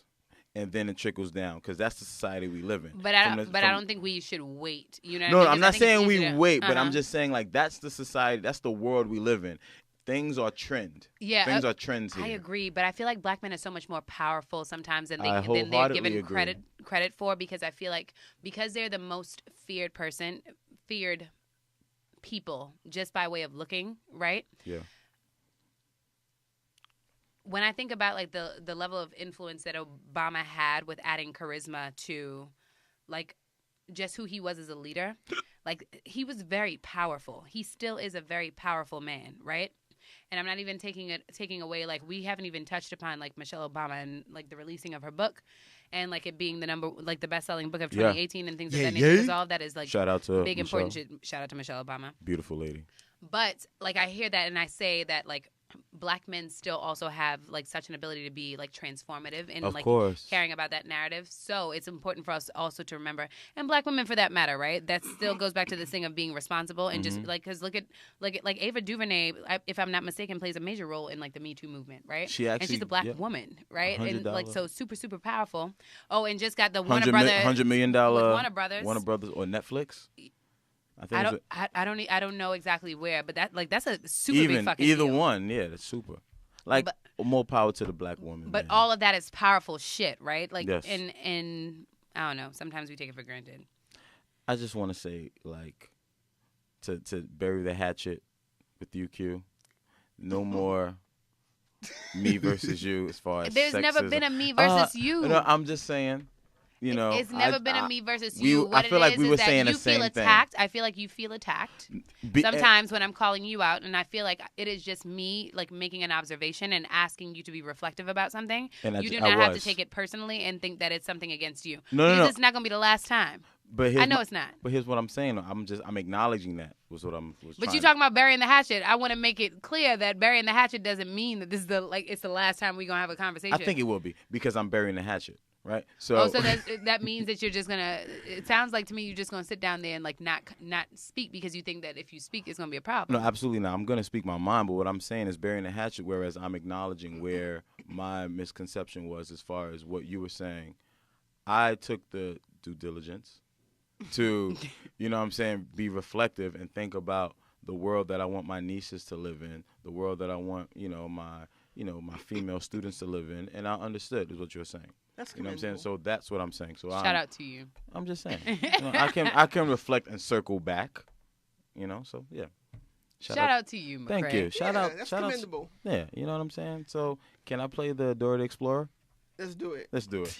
Let's do it. You got mad ignorant. Let's do it. Watch his mad ignorant shit after he just made this speech. Watch. Walk on Dora, take your ass back in the house, but you do.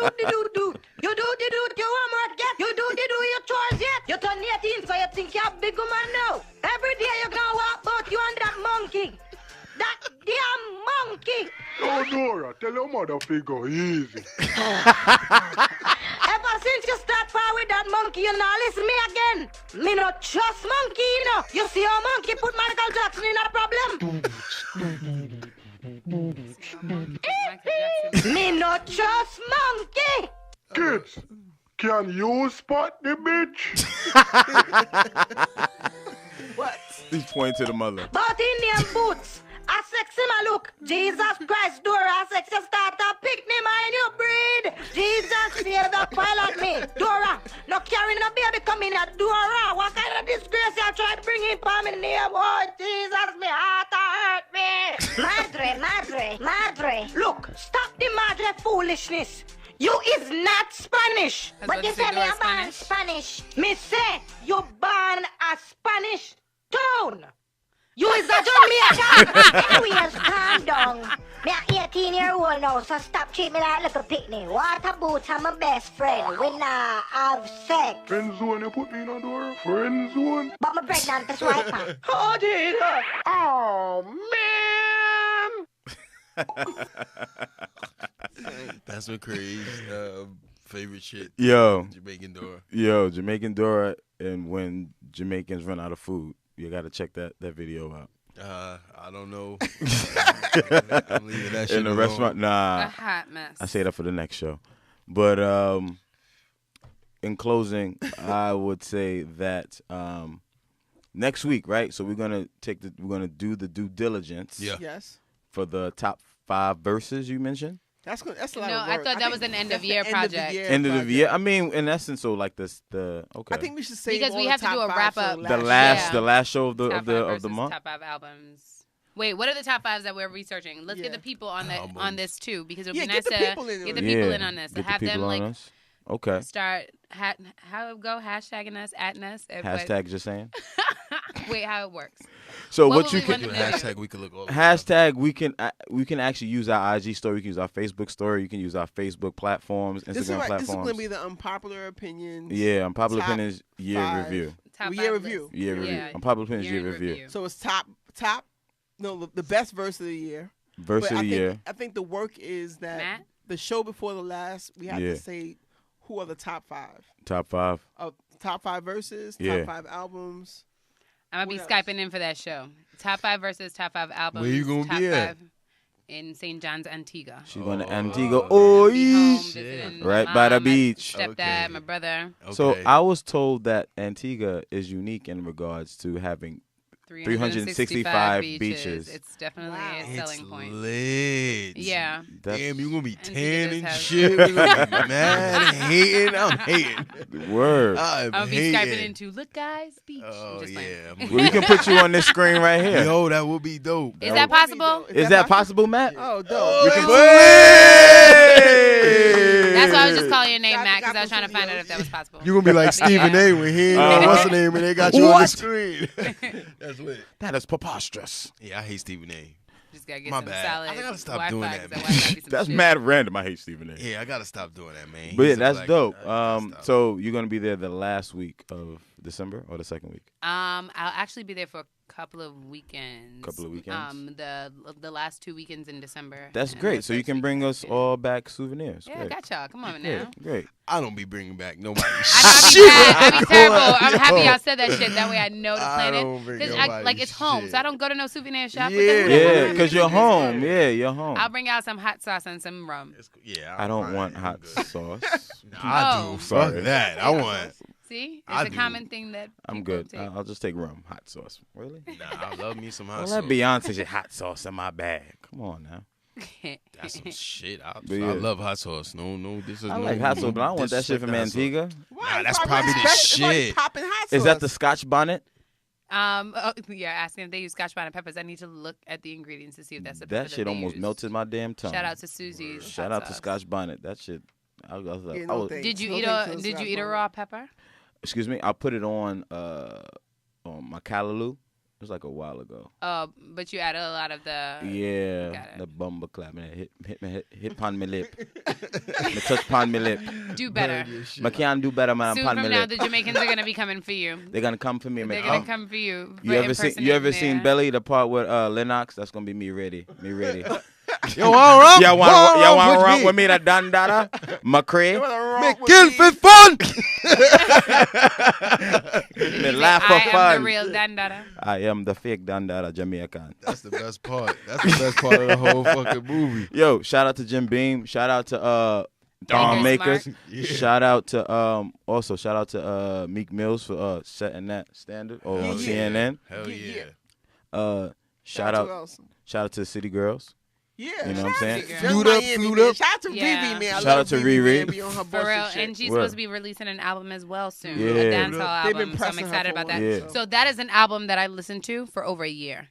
Somebody was you were talking about like how people don't listen to albums for 6 months. I will like her Anti album. Yeah, I love it. I still listen to that shit Me to too. this day. That shit Same was old fire. mistakes. I On appreciate repeat. that shit Yeah, that's because my shit. that's But you know that the wasn't art her I look song. for. For real? That wasn't her song. So Somebody on wrote Atlanta, it for her.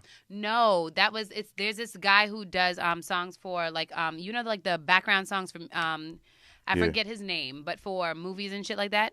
It was his song. He did it, and she redid it or whatever the hell they call it. Yeah. The version on Atlanta, you know the show Atlanta, and that was like the intro. Shit. But that's the song that they use in their intro, in their promo video. Word? They use Same Old Mistakes. But that's the original that they used.